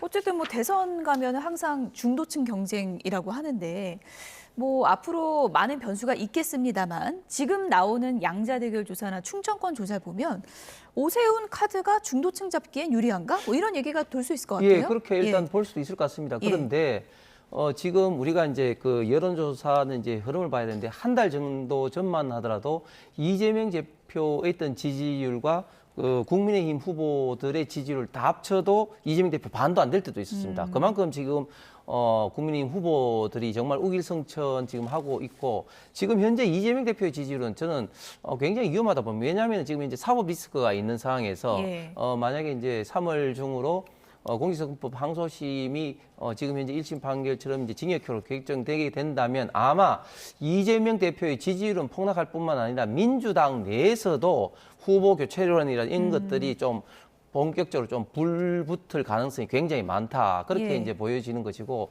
그럼에도 불구하고 지금 오세훈 시장도 물론 굉장히 중도 확장이 이렇게 평가를 받고 있습니다만 지금 전반적인 상황에서 지금 민주당 특히 이재명 대표의 있던 반감이 굉장히 좀 큰 것이 좀 사실이기 때문에 국민의힘 후보들 같은 경우는 내가 나가도 이길 수 있다 이런 어떤 자신감이 굉장히 있을 것 같습니다. 김문수 장관, 오세훈 시장 얘기해봤는데 뭐 자칭, 타칭, 킹메이커로 불리는 김종인 전 위원장이 한동훈 전 대표를 또 만났다 그래서 화제가 되더라고요. 이 만남은 뭐 그냥 만난 건 아니겠죠? 자, 한편으로 보면 한동훈 대표가 이번 대선판에 뛰어들어야 되는데 그냥 혼자 나온다기보다는 소위 보수 원로들과의 만남을 통해서 그런 뉴스를 통해서 뭐 자천타천으로 복귀하는 그런 그림 아니겠냐. 최근에 또 일부 보수 언론인을 만났다. 이제 그런 얘기도 들었습니다. 이제 그런 부분에 대해서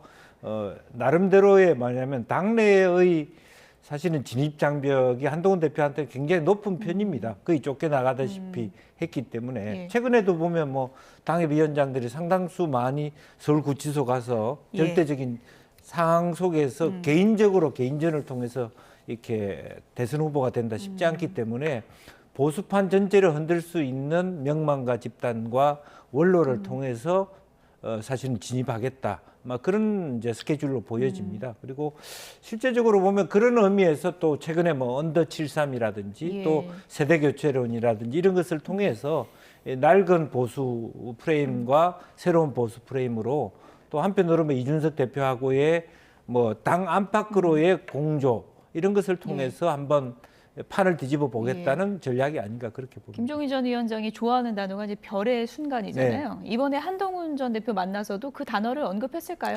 글쎄요, 뭐 지금은 이미 이제 뭐 처음에 별의 순간이라고 하는 부분에 있어서 고민이 많을 겁니다. 왜냐하면 윤석열 대통령의 은혜 속에서 한동훈 대표가 태어났다라고 하는 별의 순간을 느낀 사람의 어떤 그 자유로움도 한계가 있다라는 측면도 있을 수 있는데 또 하나의 걱정은 저는 사실은 이번 만약에 조기 대선이 있다면 인수위가 없이 바로 시작하는 것인데 김종인 위원장이 말씀하시다시피 젊은 세대 교체론이 이 타이밍하고 적절하지 않아요.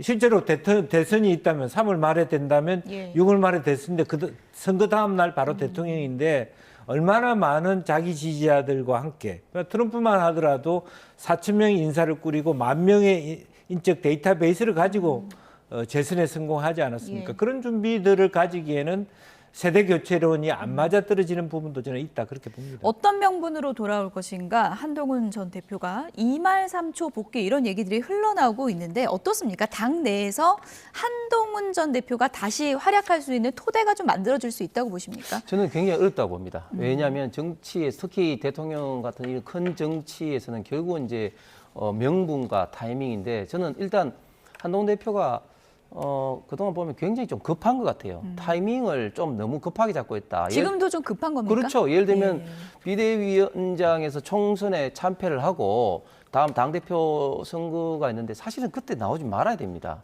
그 2달도 안 돼서 당대표 선거에 나와서 당대표 되고 난 다음에 지금 탄핵이 지금 됐지 않습니까? 탄핵이 됐는데 탄핵되고 만약에 저는 뭐 그렇지 않다고 봅니다만은 뭐 조기 대선은 조기만 좋아하는 대선이고 조기 대선이 일어날 것 같지는 않습니다만 만약 일어난다면 또 당 대표로서 탄핵의 책임이 있는데 또 출마를 한다? 일단 타이밍적으로 너무 지금 조급하다. 그다음에 조기 대선도 확정 안 됐는데. 그다음에 지금 현재 또 명분도 보면 과연 명분이 있느냐? 한동훈 대표가 정치인으로서 했던 전국적인 지지를 얻은 것은 결국은 민주당 의원들과의 대정부 질문에서 티카타카를 통해서 한동훈 참 이 명석하다 그리고 순발력 있다 그런 이미지가 지금 우파 보수 진영에서 굉장히 올랐는데 그런데 결국은 그 비대위원장 총선 참패했고 또 당 대표로서도 보이지도 못한 대통령 이런 어떤 탄핵을 초래를 하는데 이런 책임을 질 수밖에 없는 이런 위치에서 과연 그런 명분이 뭐 있느냐? 좀 전에 우리 김 의원님 말씀하셨습니다만 과연 지금 현재 이 상황에서 과연 명분을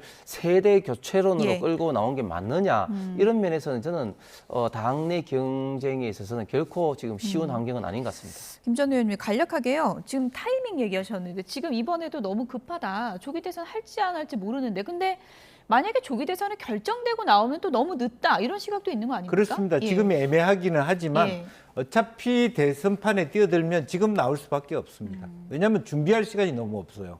그래서 어쨌든 굉장히 근데 한동훈 대표의 경우에는 당내에 굉장히 어려운 부분이 있기 때문에 조직을 만들어 가야 되고요. 그리고 정책도 만들어야 되고 사실 준비할 게 굉장히 많습니다. 시간이 부족하죠. 그러니까 탄핵이 인용되고 2달 만에 대선을 치르기에는 상당히 전국적 지지 그리고 당내에서의 후보가 되는 과정이 만만치 않기 때문에 솔직히 저는 그 홍준표 시장이 좀 더 솔직하다고 봅니다. 이전 상황에서 같은 여당의 그 윤 대통령이 탄핵되는 것은 내가 사실은 반기는 일은 아니지만 어쩔 수 없는 상황에서 플랜 B는 준비될 수밖에 없지 않느냐라고 당당히 나와서 준비해 가는 과정이 맞지. 눈치 보다가 뒤에 와서 마지막에 대통령 되고 난 다음에 지금 이 대통령 마찬가지잖아요. 인수위 과정에서 뭘 했습니까? 청와대에서 용산 나오는 얘기밖에 안 하다 보니까 정권의 무능함을 가지고 결국 계엄으로 갈 수밖에 없는 그런 구조라고 저는 평가할 수밖에 없어요. 어쨌든 이분도 요즘에 대선에 마음이 가 있을 것 같은데요. 더불어민주당의 이재명 대표 요즘 연일 중도 행보를 이어가고 있는데 오늘 아침에 국민의힘을 향해서 발목 잡는 여당, 산당이라는 표현을 썼는데요. 이게 무슨 얘기인지 들어보시죠. 지금 우리 국민의힘을 보면 이거 도저히 여당은 아니고 야당 발목 잡고 뒤통수 치고 엉뚱한 핑계대고 거짓말하고 나라 살리면 관심 없고 어떻게 하면 야당을 골탕 먹일까 이런 생각만 하고 있는데 이게 도저히 여당은 아니고 생각다 못했어요. 제가 이거 산당이다. 산당. 산 위에서 가끔씩 출몰하면서 세상 사람들 괴롭히는 산당. 별로 안 웃기나 보죠? 산당 같아, 산당. 그러면 안 됩니다. 이게 완전히 만년 야당도 이러지 않았습니다. 네, 추경 편성 강조하고 있는 이재명 대표, 산당 이런 신조어까지 오늘 얘기한 것 같은데요. 어떻게 들으셨습니까? 예, 지금 이재명 대표 여러 가지 복잡할 겁니다. 지금 이제 사법 리스크가 있어서 이 문제도 복잡한데 그래서 사법 리스크는 결국 최대한 재판을 지연하기 위해서 또 지금 그 유연 어떤 그 법률 또 했지 않습니까? 그 다음에 또 보이는 것은 이제 우클릭하고 또 경제 이야기를 많이 합니다. 그런데 저는 그 자체가 사실은 좋은 면이죠. 그러나 이재명 대표가 그동안 했던 말하고 너무 좀 다르기 때문에 저는 국민들이 믿지 않을 거라고 봅니다. 예를 들면 최근에는 또 미국 뭐 이렇게 이야기하면서 박선원 의원 같은 경우는 트럼프를 또 노벨상 추천해야 된다 하고 뭐 또 그다음에 또 뭐 이재명 대표 같은 경우 일본의 어떤 군사력 강화 이런 게 그 우리나라에게 뭐 도움이 된다 이렇게 얘기했는데 과거 어떤 이야기했습니까? 결국은 그 후쿠시마 오염수 그 문제 때문에 그 제2의 태평양 전쟁을 선언하는 것이라든지 또 그 한미일 합동 훈련에 대해서 자위대가 한반도 진주하는 것이라든지 또 미군의 또 점령군이다 뭐 그런 이야기가 있기 때문에 과연 이재명 대표의 말을 신뢰하는 국민이 있을까 걱정스럽고 최근에 또 추경 이야기를 합니다만 저는 아니 불과 한 달 정도 전에 헌정 사상 최초로 그 야당으로 수정 삭감 예산을 했는데 그때는 또 언제고 갑자기 또 추경을 이야기하니까 참 뜬금없다 이런 좀 인식을 많이 합니다. 뜬금없다. 달라졌다 이런 얘기보다는 이재명 대표는 이제 유연하다 이런 얘기를 좀 듣고 싶어하는 것 같은데 최근 행보가 이제 뭐 일종의 뭐 대선 전략 아니겠습니까? 어떻게 평가하십니까? 본인은 중도 확장을 위해서 저런 얘기를 하는데 제일 큰 문제는 본인이 만든 일극체제로 만든 민주당이 따라가 주지를 못해요.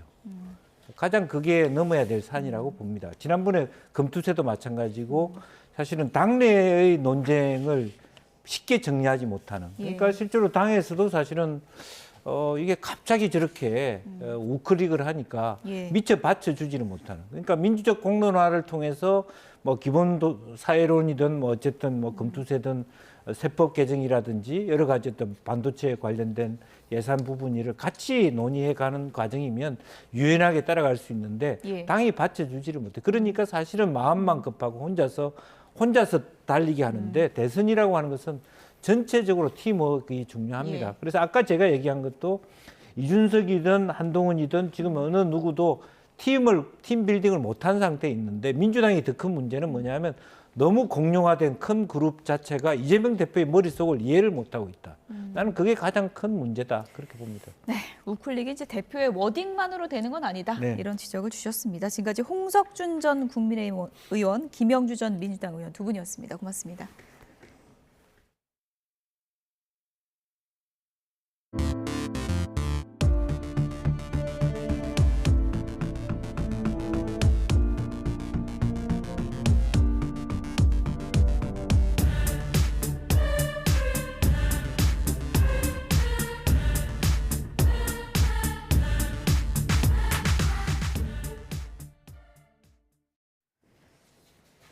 날씨가 너무 춥죠. 오늘도 전국적으로 강한 바람과 함께 매서운 추위가 계속되고 있습니다.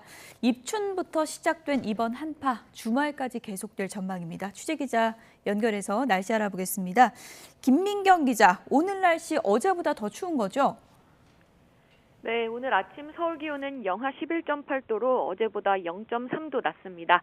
바람이 불면서 체감온도는 영하 17.1도까지 떨어져 훨씬 더 춥게 느껴집니다. 가장 추운 곳은 양양 설악산으로 영하 24도까지 떨어졌고 대관령 영하 19도, 파주 영하 17도 등 대부분 지역에서 어제보다 기온이 조금 더 내려갔습니다.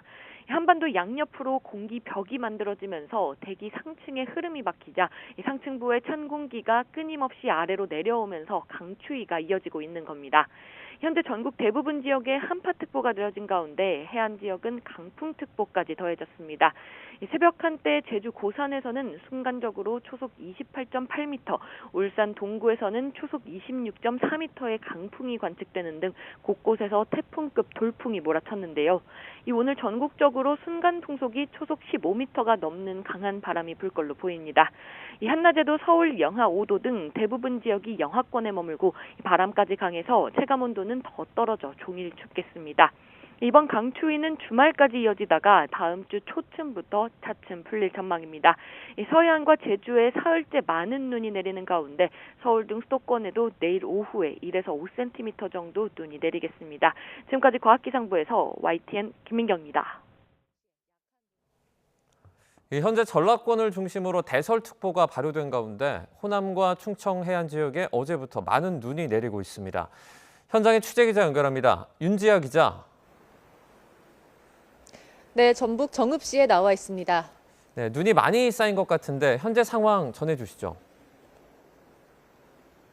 네, 보시는 것처럼 밤사이 많은 눈이 내려 쌓였습니다. 여기에 한파주의보, 또 강풍주의보까지 겹쳤는데요. 중계를 시작함과 동시에 약한 눈이 날리고 있습니다.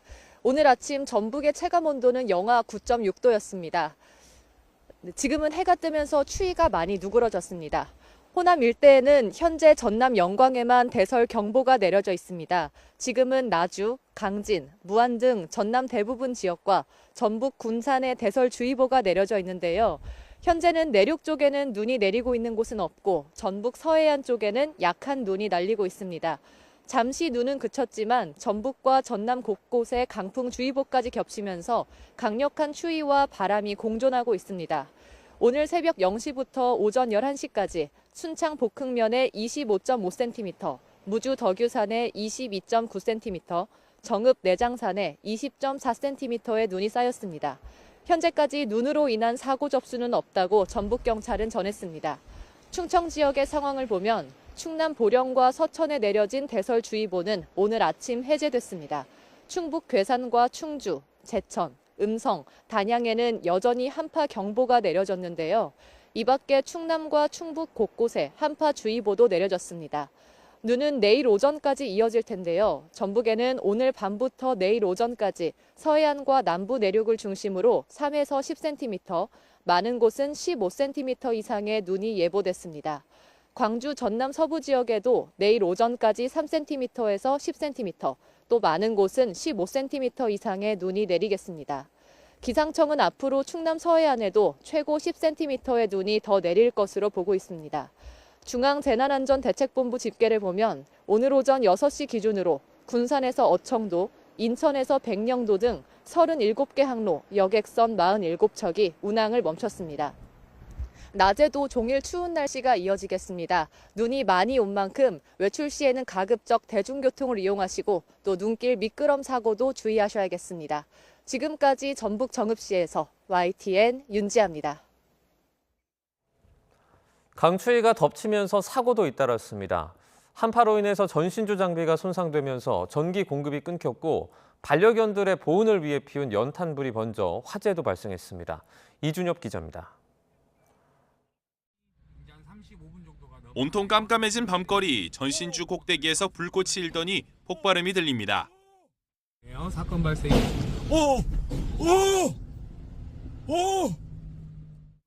급작스러운 한파로 전신주에 달린 장비에 문제가 생긴 겁니다. 일대 정전 사태는 1시간 뒤 복구됐지만 멈춰선 엘리베이터에 사람이 갇혀 소방이 구조에 나선 것만 3건에 달하는 등 주민들의 불편이 잇따랐습니다. 지금 구미역 뒤쪽 다 날리고 여기는 지금 엘리베이터에 사람이 갇혀갖고 있다. 경기 화성시에선 추위에 떨던 반려견들을 위해 피운 연탄불이 화재로 번졌습니다. 불이 난 비닐하우스가 소실되면서 안에 있던 반려견 50여 마리 가운데 7마리가 죽고 60대 여성이 얼굴을 다쳤습니다. 서울 강서구 증미역 인근에서는 도로 아래 묻힌 상수관이 파손돼 퇴근길 일부 차선이 한때 통제됐습니다. 상수도 사업본부는 오늘 굴착기를 동원해 동파 여부 등 정확한 사고 원인을 파악한 뒤 복구에 나설 예정입니다. 경기 양평군에선 1층짜리 주택에서 불이 나 40대 부부가 숨졌습니다. 안에 있던 자녀 2명과 할아버지 1명은 건물 밖으로 대피했습니다. 경찰은 하루 전 부부싸움이 접수된 사실과 아버지가 불을 질렀다는 자녀의 진술 등을 토대로 정확한 화재 원인을 조사하고 있습니다. 비슷한 시각 경기 여주에 있는 단독주택에서도 불이 나 집안에 갇힌 50대 남성이 숨진 채 발견됐습니다. YTN 이준엽입니다. 맹추위로 밤사이 서울에서 수도 계량기 동파가 잇따랐습니다. 서울시 집계를 보면 어제 오후 4시부터 오늘 오전 4시까지 서울의 수도 계량기 동파 23건이 발생했습니다. 수도관 계량기 동파는 모두 복구를 마친 상태입니다. 한랭 질환자나 수도관 동결 피해는 발생하지 않았습니다. 서울시는 비상근무 52개 반 181명, 순찰 156명 규모의 한파 상황실과 기온이 더 떨어지는 새벽 시간 등에 취약계층이 이용할 수 있는 한파 응급대피소 90개소도 운영하고 있습니다. 올겨울 최강 한파에 시장 상인들도 어려움을 호소하고 있습니다. 특히 지난해 폭설 피해를 본 시장은 아직 복구가 지지부진해 강추위 속에 어려움을 호소하고 있는데요. 현장에 나가 있는 취재기자 연결해 보겠습니다. 윤태인 기자. 네, 경기 안양 농수산물 도매시장입니다. 네, 지난해 지붕이 무너졌던 곳인데 영업이 진행되고 있습니까? 네, 제 뒤가 폭설에 지붕이 무너졌었던 도매시장의 청거동 건물입니다. 지금은 시장 측에서 높은 가벽을 세워서 시장 상인을 포함한 일반인의 출입을 통제하고 있는데요. 상인들은 여기 무너진 건물 바로 앞에 있는 주차장 같은 곳에 빈 공간에 가건물을 세워서 영업을 이어가고 있습니다. 상인들은 올겨울 한파에도 영업에 어려움을 겪고 있다고 말을 해줬는데 그 이야기 직접 들어보시겠습니다. 지금 여기 이렇게 가림막만 해놨지 여기도 영하 온도예요. 오시지도 않아. 재난당해서 안 하나 보다 이렇게 생각하고 손해가 이만저만이 아니야 지금. 안양 농수산물 도매시장 건물 지붕이 무너진 건 폭설이 내렸던 지난해 11월입니다. 당시 쌓였던 눈으로 천장이 거의 바닥까지 내려앉았는데요. 시장 안에 있던 손님 한 명이 다치기도 했습니다. 안양시와 상인회 측은 정밀 안전 진단을 진행하고 지붕 복구 계획을 세우기로 했는데요. 아직 실질적인 복구 작업이 시작되진 않아서 올 겨울 내내 상인들은 천막에서 영업을 이어가야 하는 상황입니다. 지난해 폭설 피해를 본 다른 곳들의 상황은 어떻습니까? 네, 근처 의왕에 있는 도깨비 시장도 마찬가지로 폭설로 아케이드 지붕 천막이 무너져 내렸습니다. 이곳도 지붕 천막 복구 작업이 끝나지 않아서 강추위에 상인들은 무방비 상태로 이제 강추위 바람을 맞아야 합니다.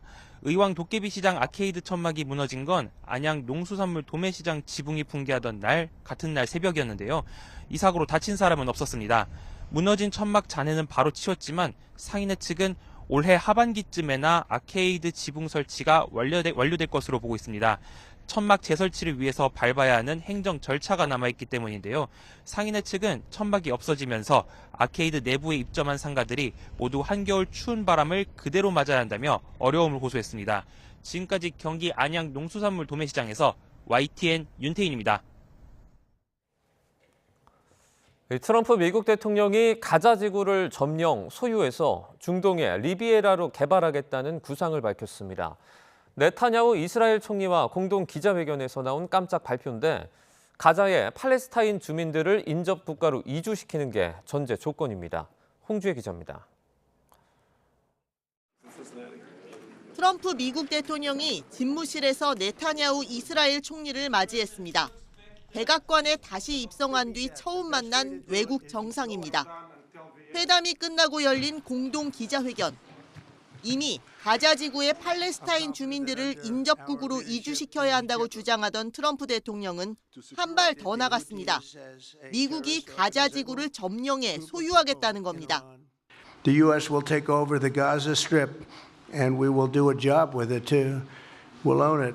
And be responsible for dismantling all of the dangerous unexploded bombs and other weapons on the site.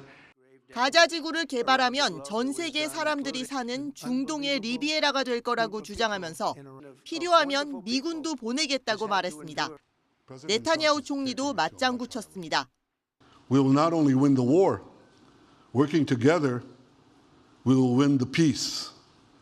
With your leadership, Mr. President, and our partnership, I believe that we will forge a brilliant future for our region.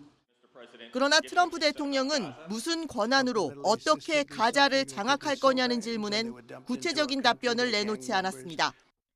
또 가자 주민뿐만 아니라 하마스와 대다수 아랍 국가들은 강제 이주에 강하게 반대하고 있습니다.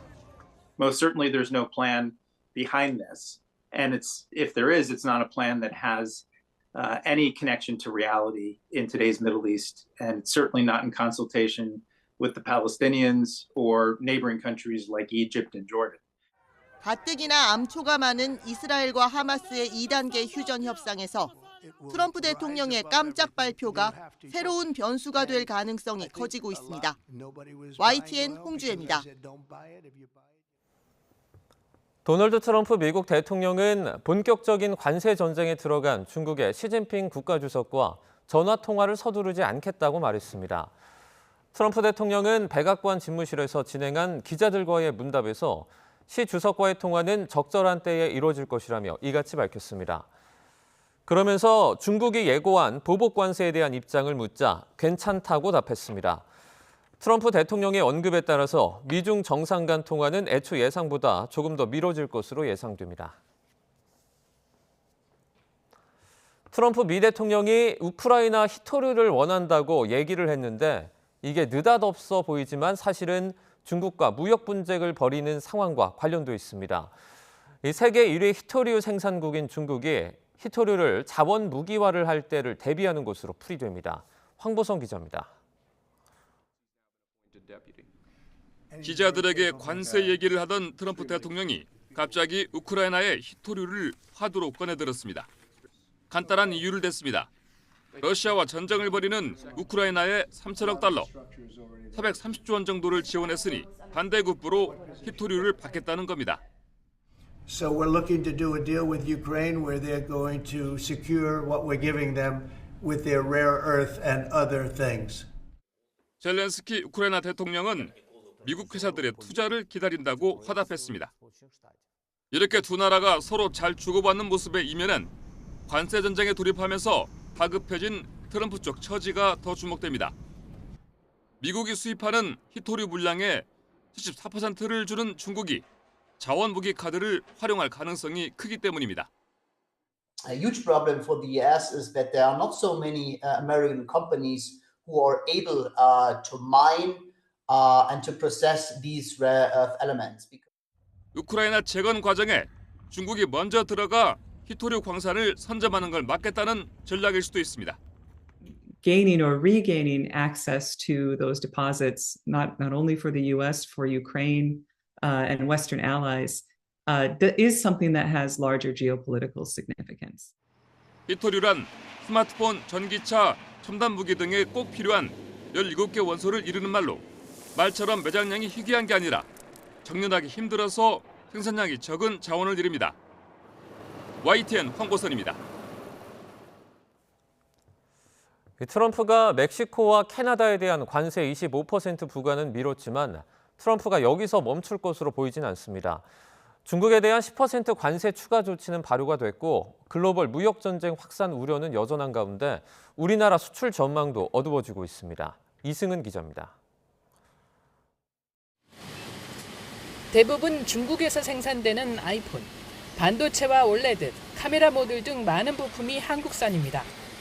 트럼프 행정부는 일기 때는 미국 소비자들의 우려에 중국산 아이폰에 대한 고율 관세를 철회했지만 이번에는 아직 예외 조치를 내리지 않고 있습니다. 미국이 멕시코와 캐나다에 대한 25% 관세 부과를 한 달 미뤘지만 무역 전쟁의 대상이 더 넓어지고 강해질 것이라는 시각이 우세합니다. 재임 기간이 4년밖에 안 남은 트럼프가 공약을 실현할 재원이 필요하기 때문입니다. 대규모 감세 등 주요 공약 시행을 위해 5조에서 7조 달러가 필요한데 문제는 재정 적자가 심각하다는 점입니다. 미 연방정부 부채는 36조 2천억 달러로 추정돼 의회가 정한 부채 상한 36조 1천억 달러를 이미 넘어선 것으로 보입니다.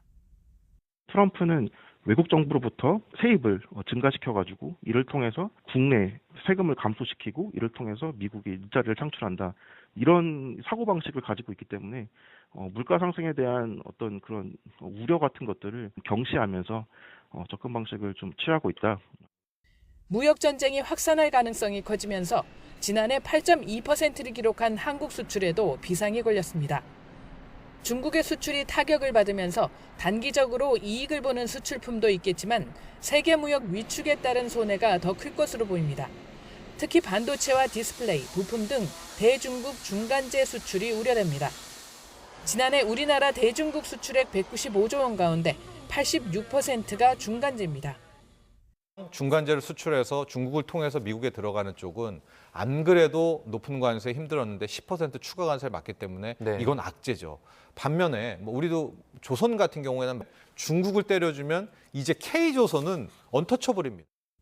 미국 물가 상승 여파로 고금리의 내수 경제 압박도 지속돼 올해 우리 경제 성장률이 1% 초중반대에 그칠 것이라는 예측이 잇따르고 있습니다. YTN 이승은입니다.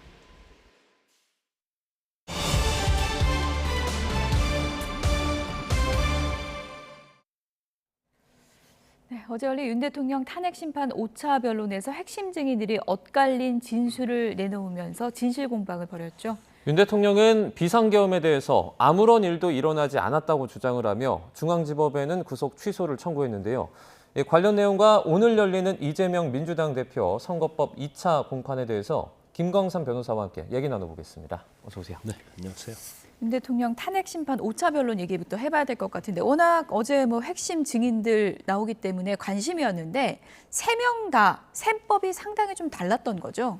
그렇죠. 이제 어제 5차 변론이 어떻게 보면 탄핵 심판 재판 과정에서 제일 중요한 그런 재판이었다 이렇게 보시면 될 것 같아요. 예. 그런데 이제 일단 어제 증인들 자체는 이제 국회에서 요청한 증인이에요. 그만큼 윤 대통령에 대한 탄핵 사유의 가장 중요한 증인이다. 핵심 증인이다 이렇게 볼 수가 있는데 어제 예상외로 이진우 전 사령관, 여인영 전 사령관의 말이 이제까지 언론에 보도되고 본인들이 검찰이랄지 아니면 검찰의 공수처에 나온 내용과 좀 다른 얘기를 하고 있어요. 물론 이제 홍정원 전 차장은 이제 거의 다 본인 이야기가 이전에 언론 인터뷰랄지 아니면 국회에서 나온 얘기가 거의 동의를 합니다. 그런데 이제 홍정원 전 차장과 관련된 신문 자체는 이제 원래 이제 일관성이 있고 그러니까 이제 그대로 간다 하더라도 이제 더 중요한 것은 이제 계엄과 관련된 부분이잖아요. 그리고 특히 국회 관련해서 어느 정도 관여했느냐, 또 선관위에서도 이걸 마비시키기 위해서 장악하기 위해서 어느 정도 했느냐에 관한 건데 어제 사실은 탄핵 사유와 관련돼서는 아주 중요한 진술, 증언에 대해서는 다 진술을 거부했단 말이에요. 그러면서 대통령으로부터 어떠한 지시를 받은 적이 없다. 특히 체포조와 관련해서랄지 아니면 국회의원을 끌어낸 부분에 있어서 그렇기 때문에 약간 저희가 이제 처음에 예측할 때는 이 사람들이 워낙 핵심적인 내란죄에 있어서 수뇌부 아닙니까? 그래서 이 세 사람의 증언만 가지고도 뭔가 탄핵 심판이랄지 그런 것이 쉽게 끝날 줄 알았는데 이제 말이 달라졌단 말이에요. 그러면서 진술을 거부했기 때문에 탄핵 심판이 그냥 쉽게 이대로 진행돼서 끝날 것 같지 않다는 생각이 들어요. 왜냐하면 지금 어제 증언하는 데 있어서는 국회 측의 어떤 탄핵 사유에 대해서 손을 들어줘야 하는데 그걸 안 들었다고 한다면 그러면 이 사람들이 법정에 나와서 한 얘기가 사실과 다르다랄지 신빙성이 없다랄지 그리고 검찰에서 진술한 내용이랄지 검찰의 공소장에 있는 내용과 일치되지 않기 때문에 그에 관한 걸 또 증명을 하려고 하면 또 증인이 필요할 수 있고 또 대통령 입장에서 보면 자신들의 주장이 옳다는 것을 입증하기 위해서 또 증인이 필요할 수 있어요. 그러면 이걸 헌법재판소에서 그냥 그 증언을 다 안 받아들이고 기각시킬 수는 없거든요. 그러니까 이제 어제가 굉장히 중요한 시기였고 어제 만약에 3명이 똑같이 이전에 언론이랄지 검찰의 공소장에 있는 내용과 똑같은 얘기를 했다고 한다면 탄핵 심판을 이대로 계속할 가능성이 있는데 약간 제가 볼 때는 이제 변수가 있어서 뭔가 시간도 좀 덜 걸릴 가능성이 크고 증인도 더 채택될 가능성이 있다 이렇게 봅니다. 그렇군요. 이제 두 사령관입니다. 이진우, 여인영 전 사령관들이 국회 측 질문에 일부 이제 답변을 하지 않았거든요. 근데 어떤 질문에는 대답을 하고 어떤 질문은 대답하지 않은 게 물론 전략적으로 하겠지만 전체 재판을 봤을 땐 좀 불리하게 갈 수도 있는 전략 아닙니까? 그런데 이제 그 말씀 제가 좀 이따 드리고 이제 이진우 전 사령관하고 여인영 전 사령관의 차이가 근본적으로 있습니다. 자, 이진우 전 사령관은 본인이 이 헌법 자체가 헌법이나 법률 위반이 아니다고 봐요. 그러니까 약간 대통령과 결과 같이예요. 그래서 거의 정당하다고 보는 거고 여인영 방첩사령관은 자기는 TV를 보고 이걸 알았다는 거예요. 이게 모의나 그런 거 한 사실이 없어요. 그러면 이진우 전 사령관 같은 경우는 어떻게 보면 계엄에 적극적으로 동조한 것처럼 보이고 여인영 방첩사령관은 계엄을 나중에 알아서 그 지시했다는 걸로 보인단 말이에요. 그래서 근본적으로 계엄에 대한 인식의 차이는 서로 틀리다. 그러면 이제 형사재판이 둘 다 지금 관여되어 있는 거 아닙니까? 피고인으로 되어 있단 말이에요. 그러면 자신들이 한 내용 자체가 사실은 형사재판에서 이게 불리하게 영향을 미칠 수 있는 겁니다. 그래서 많은 피고인들이 이제 법정에 나와서 증인을 서게 되면 형사재판을 이유로 해서 진술을 거부하는 경우가 많아요. 그래서 이제 어제도 보니까 대부분 이제 체포조에 대한 내용 아니면 국회에서 국회의원을 끌어다라는 내용 이거 자체는 이제 국회에 대한 어떤 장악, 국회의 기능 마비 이와 관련되기 때문에 사실 탄핵 심판에서 굉장히 중요한 상황이거든요. 근데 그 부분에 대해서는 대통령으로부터 지시받은 적이 없다 이렇게 얘기하고 있잖아요. 그리고 뭔가 구체적인 면에 있어 들어가면 이건 형사재판과 관련이 있기 때문에 우리 여기는 답하기 어렵다. 답변이 제한된다 그런 용어를 좀 많이 쓰고 있잖아요. 그렇기 때문에 일단 본인들이 뭐 그런데 이렇게 했다고 해서 본인들이 불리하고 유리하고 그러진 않을 겁니다. 근데 그것도 본인들이 알고 있는 거죠. 오히려 어제같이 증인신문을 해서 거기다 답변을 하게 되면 본인들의 어떤 역할 자체가 굉장히 축소되는 거예요. 그러면 이제 본인들이 형사재판에 있어서는 아마 거의 제가 볼 때는 어제 신문과 비슷하게 주장을 할 가능성이 큰데 이제 그렇게 되면 이제 유불리를 생각했는데 이제 어제식으로 답변하는 것 자체가 사실은 전 사령관은 그게 오히려 자신들에게 유리하다고 생각할 수도 있겠죠. 이진우 전 사령관만 좀 떼어서 좀 들여다볼게요. 총으로 쏴서라도 문을 부수고 들어가서 끌어내라고 지시했다. 이렇게 이제 진술을 했다. 검찰 조사에서는 이렇게 알려졌는데 어제는 또 완전히 다른 얘기를 한 거잖아요. 이거는 본인의 뭐 전략입니까? 아니면 뭐 마음이 바뀐 겁니까? 어떻게 이해를 해야 됩니까? 뭐가 사실인지는 모르겠어요. 일단 공소장 내용에 보면 이제 그런 내용이 다 있잖아요. 근데 일단 그 검찰 공소장은 그냥 검찰이 지어내서 쓸 수는 없는 거예요. 그러면 수사한 내용을 근거로 해서 쓰는 것인데 지금 본인의 어떤 입장은 어제도 이제 구체적으로 얘기는 안 했어요. 단지 대통령부터 지시나 명령 받은 사실 없다 이 얘기만 했지. 그리고 또 구체적인 거에 대해서 얘기하면 답변할 수 없다 이렇게 됐고 본인의 주장은 그런 것 같아요. 이제 전체적으로 보면 자기가 어떤 지시는 받은 적이 있는데 김영현 전 장관으로부터 그래서 자기가 먼저 국회에 들어갔다는 거 아닙니까? 그래서 뭐 국회에 들어갔는데 뭐 국회 내부 사정도 모르고 그래서 있다가 뭔가 지시 내용을 이행하지 않고 그냥 나왔다는 취지예요. 결론적으로 따지면. 그래서 결과적으로는 계엄과 관련해서는 일부 지시는 받았지만 자기가 한 일은 없고 수방사 군인들도 별로 한 일이 없다. 이런 전체적인 취지로 보입니다. 그리고 이제 구체적인 거에 대해서는 또 답변을 거부했는데 지금 답변 거부한 내용은 거의 이제 검수살 공소장에 있는 아주 중요한 내용이 많단 말이에요. 그 부분에 대한 형사재판과 관련이 있기 때문에 뭐 답변할 수 없다. 이런 식으로 뭐 어떻게 보면 전략적으로 회피했다 이렇게 볼 수도 있는 거죠. 또 한 가지 이제 궁금한 게 군인이 명령을 이행할 때 이것이 위법인지 아닌지 따져보고 이행하는 게 아니지 않느냐 이런 얘기도 했거든요. 그러니까 군인으로서 지시에 따른 것이다. 적법하다고 생각을 했다라는 주장인데 이런 경우 법적으로는 어떻게 책임을 다줄 수 있는 거죠? 원칙적으로는 이제 유법한 명령에는 따르지 않게 돼 있죠. 군인이. 그런데 이제 유법이라는 판단 자체는 굉장히 주관적일 수 있거든요. 뭐 객관적일 수도 있고 주관적일 수도 있죠. 그런데 대법원 명령을 받는 그러한 부하 아니면 밑에 하급 뭐 간부랄지 이런 사람 입장에서는 뭐 이거 자체에 대해서 뭐 이게 법적으로 검토하고 뭐 헌법을 봐가지고 이게 비상사태냐 아니냐 계엄의 요건에 맞냐 안 맞냐 이건 따지기는 어렵겠죠. 그러면 어떠한 뭐 지시를 내렸는데 아니 나는 이것은 뭐 예를 들어 이진우 사령 같은 경우는 계엄이 적법하다. 그리고 거기에 불법 요소가 없기 때문에 그게 따를 수 있다고 이렇게 본다 이렇게 얘기를 하고 있기 때문에 이제 본인 자체는 이걸 오히려 적법하게 생각했다면 이제 항명이기 때문에 또 항명 군에서 항명 자체는 엄청나게 처벌이 엄중하거든요. 그러니까 이제 그런 내용의 취지예요. 그러니까 이걸 뭐 아마 제가 말한 것처럼 얘기는 하지 않았지만. 자기는 뭐 명령을 하니까 이게 내가 유법인지 아닌지를 따질 필요 없이 일단 명령을 하면 그에 따르는 게 맞지 않느냐 이제 그런 취지고 그다음에 유법한 명령을 지시했다 하더라도 가서 끌어낸다랄지 뭐 그런 걸 하라는 게 아니었기 때문에 나는 뭐 따르는 데 있어서 문제가 없었다 그런 취지로 진술을 한 거고 이제 본인의 입장이 뭐 그대로 받아들여진다고 하면 결국 이것은 뭐 무죄라는 주장의 취지잖아요. 자기 사건에 있어서는. 그렇죠.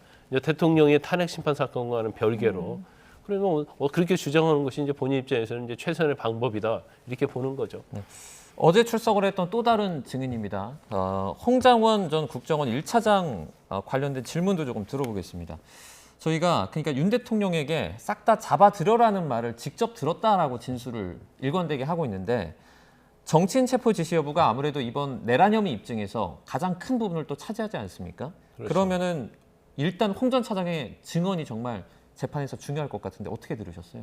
이제 어제 3명 중에서 이제 홍정원 차장이 이제 대통령이 가장 불리한 증언, 그리고 국회 측에 가장 유리한 증언, 국회 측이 유리하다는 이야기는 뭐 탄핵 사유를 입증하는 데 있어서 굉장히 결정적 역할을 했다 이렇게 볼 수가 있겠죠. 그런데 우리가 뭐 전에 이제 홍정원 전 차장이 언론 인터뷰도 마찬가지고 이렇게 이 얘기를 국회에서 이 얘기했을 때 이제 저도 볼 때는 굉장히 신빙성이 있다는 얘기를 생각을 했었어요. 왜냐하면 그때 뭐 싹 잡아들이라 그리고 나서 여인영 방첩사령관하고 통화를 했다는 거 아닙니까? 근데 여인영 방첩사령관이 체포할 사람들을 불러줬다는 거예요. 그래서 이렇게 기재하다가 이건 말이 안 된다고 해서 반절 정도 기재하고 그다음에 안 했다가 나중에 이제 기억을 되살려서 해보니까 10대에서 16명 정도 된다 이렇게 이제 진술을 하고 있는데 그럼 여기서 중요한 것이 지금 본인이 생각하는 것은 싹 잡아들이라는 것이 나중에 이제 체포적으로 불러줬던 그 사람들을 잡아들이라 생각을 했기 때문에 이것은 간첩이 아니다. 뭐 결국 정치인이고 그다음에 간첩에 대한 얘기는 하나도 없었다. 이제 이런 취지로 얘기를 하고 있어요. 그래서 뭐 상당히 저도 볼 때는 뭐 신빙성이 있다고 하는데 이제 대통령 측 입장은 이제 다르는 거예요. 잡아들이라는 것은 간첩을 잡아들이라고 했다는 거고 그래서 간첩을 잡아들이면 뭐 대공수사권도 주겠다. 그런데 이제 대공수사권은 좀 간첩과 관련이 있잖아요. 이제 그러다 보니까 대통령이 말이 또 일부는 또 일리가 있는 거 아니야. 이제 그런데 또 한편으로 보면 방첩사령관과 통화를 했는데 그는 정치인이었단 말이에요. 그래서 잡아들이라는 것 자체가 사실은 국정원에서는 잡아들일 수 있는 권한이 없습니다. 아무런 권한도 없어요. 체포 권한이 없는 거죠. 체포 권한이 전혀 없어요. 어제 정영식 재판관도 그 부분을 좀 집요하게 질문을 했는데 정치인 체포 권한이 국정원에 있느냐 이 부분을 좀 집요하게 물어보더라고요. 그렇습니다. 국정원에는 체포 권한이 없죠. 그래서 결국 방첩사령관으로 통화를 했는데 이제 유치 추적을 해달랐다가 아니니까 뭐 체포를 하라는 게 아니라 체포자 명단은 불러줬는데 이 사람들에서의 유치 추적을 해달라. 근데 그건 이제 말이 되지 않기 때문에 유치 추적을 이제 안 해줬다는 거 아니에요. 결론적으로 따지면. 그러면 이게 간첩을 잡으라는 어떤 지시 자체는 뭐 어떻게 보면 또 그렇다고 볼 수도 있는 측면이 있어요. 그러니까 이제 정영식 헌법재판관도 이제 그 부분에서 본인이 약간의 의문이 있으니까 이제 그 부분을 물어봤다고 해요.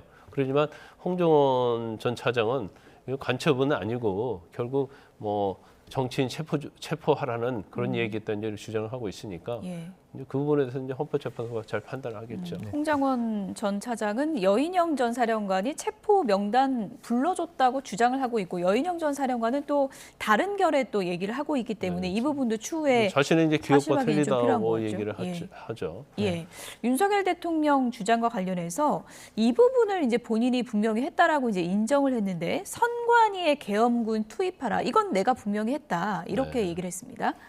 근데 이제 선관위의 계엄군을 투입해서 뭐 선관위를 장악하려고 했다고 한다면 이건 국헌 물론 목적이기 때문에 탄핵 사유에도 해당이 되고 내란죄에 해당이 돼요. 근데 대통령실은 그 자체가 계엄군을 보냈는데 뭔가 국헌 물론 목적이 아니고 뭔가 선관위에 있어서 부정선거에 관한 시스템 그런 거 알아보려고 했다 이렇게 가는 거예요. 주장을 하는 거예요. 그러면 장악을 목적으로 했느냐?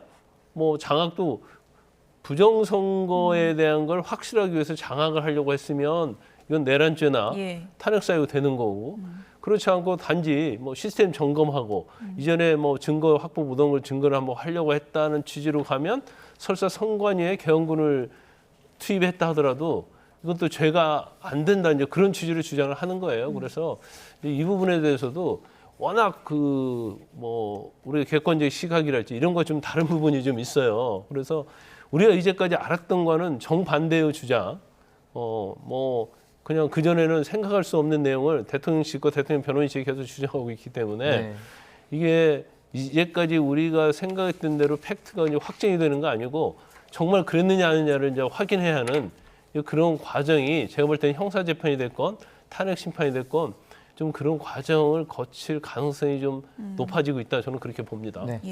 그러면 저희가 다른 주제도 잠깐 얘기를 나눠보도록 하겠습니다. 한 40분 정도 뒤에 이제 이재명 민주당 대표의 공직선거법 위반 혐의 사건 이제 2심 재판부 이제 잠시 뒤에 또 심판이 있는데 이재명 대표가 위헌 법률 심판 제청을 신청을 했거든요. 네. 이건 어떤 상황에서 이제 신청을 하는 그런 거죠? 뭐 이재명 대표도 마찬가지죠. 이제 본인이 할 수 있는 거 다 하겠다는 거고요. 네. 지금 허위사실 공표죄와 관련해서는 이전에도 상당히 뭐 유언이라고 주장한 사람들이 상당히 있었어요. 네. 그 내용 자체는 뭐냐면 우리나라에 너무 이제 허위사실 공표와 관련해서 너무나 이 처벌의 범위가 높다. 그러면 어느 정도 정치적 표현의 자유는 허용을 해야 하는데 이건 이제 헌법상 기본권 아닙니까? 그런데 이 허위사실 공표죄가 있음으로 말미암아서 이제 표현의 자유가 제약이 되고 네.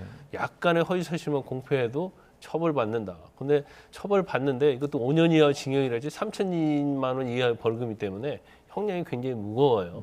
그런데 100만 원 이상이 되면 피선거권 박탈되죠. 또 당선도 무효가 된단 말이에요. 네. 그래서 이제 표현의 자유가 침해됐다고 하는 거예요. 그래서 이제 위헌 법률 관련해서는 이제 헌법의 기본권이랄지 이런 것을 위반했을 때 일단 공직선거법은 헌법의 하위법이잖아요. 근데 상위법인 헌법에 위반이 되면 이제 유언이라고 해서 제청 신청을 하는데 이제 간혹가다 그런 경우가 있어요. 그런데 이재명 대표 입장에서는 이제 1심에서 집행유예 유죄 판결 받았잖아요. 그러니까 항소심에서 할 수 있는 건 이제 다 하겠다. 예.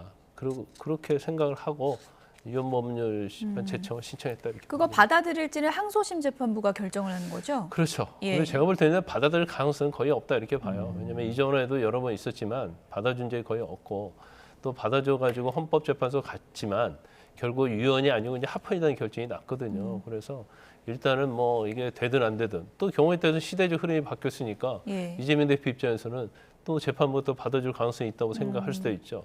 근데 만약에 이 제청 신청 자체를 받아주게 되면 결국 헌법재판소에 위헌 법률 제청을 하게 되거든요. 예. 그러면 사실 이재명 대표와 관련된 재판은 뭐 중단이 되는 거고 그러면 시간이 굉장히 길어질 수밖에 없어요. 이거 뭐 결정이 바로 나오나요? 아니면 시간이 좀 필요한가요? 제가 볼 때는 뭐 재판부에서 바로 할 겁니다. 아, 근데 이제 바로 하게 되면 예. 이재명 대표 입장에서는 또 헌법소원을 제기할 가능성이 크다. 아. 네. 그래서 헌법소원에서 이걸 유언이라는 걸 이제 주장을 하면 결과적으로 또 헌법재판소에서 예. 이걸 또 심판을 해야 하고 결정을 내야 하는 거죠.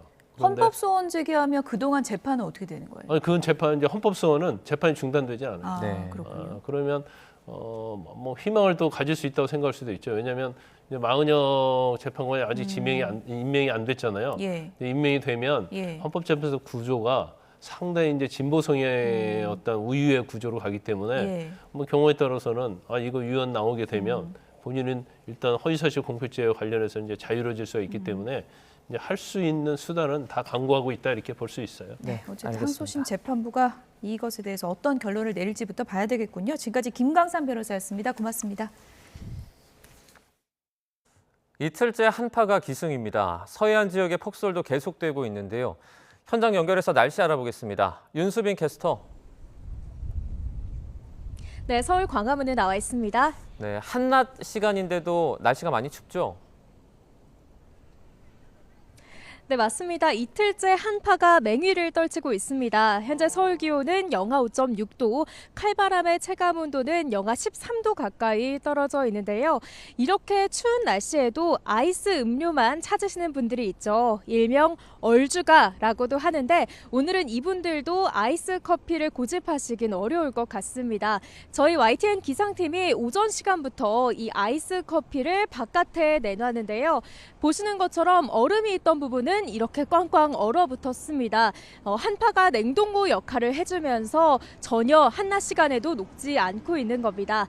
오늘 종일 날씨가 이렇게 추울 것으로 보이니까요. 오늘은 아이스 커피 대신에 따뜻한 음료를 찾으시는 게 좋겠습니다.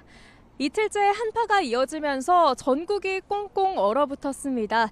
현재 서울 등 중부 곳곳과 경북 북부에는 한파 경보가, 그 밖에 대부분 지역에는 한파주의보가 내려져 있는데요.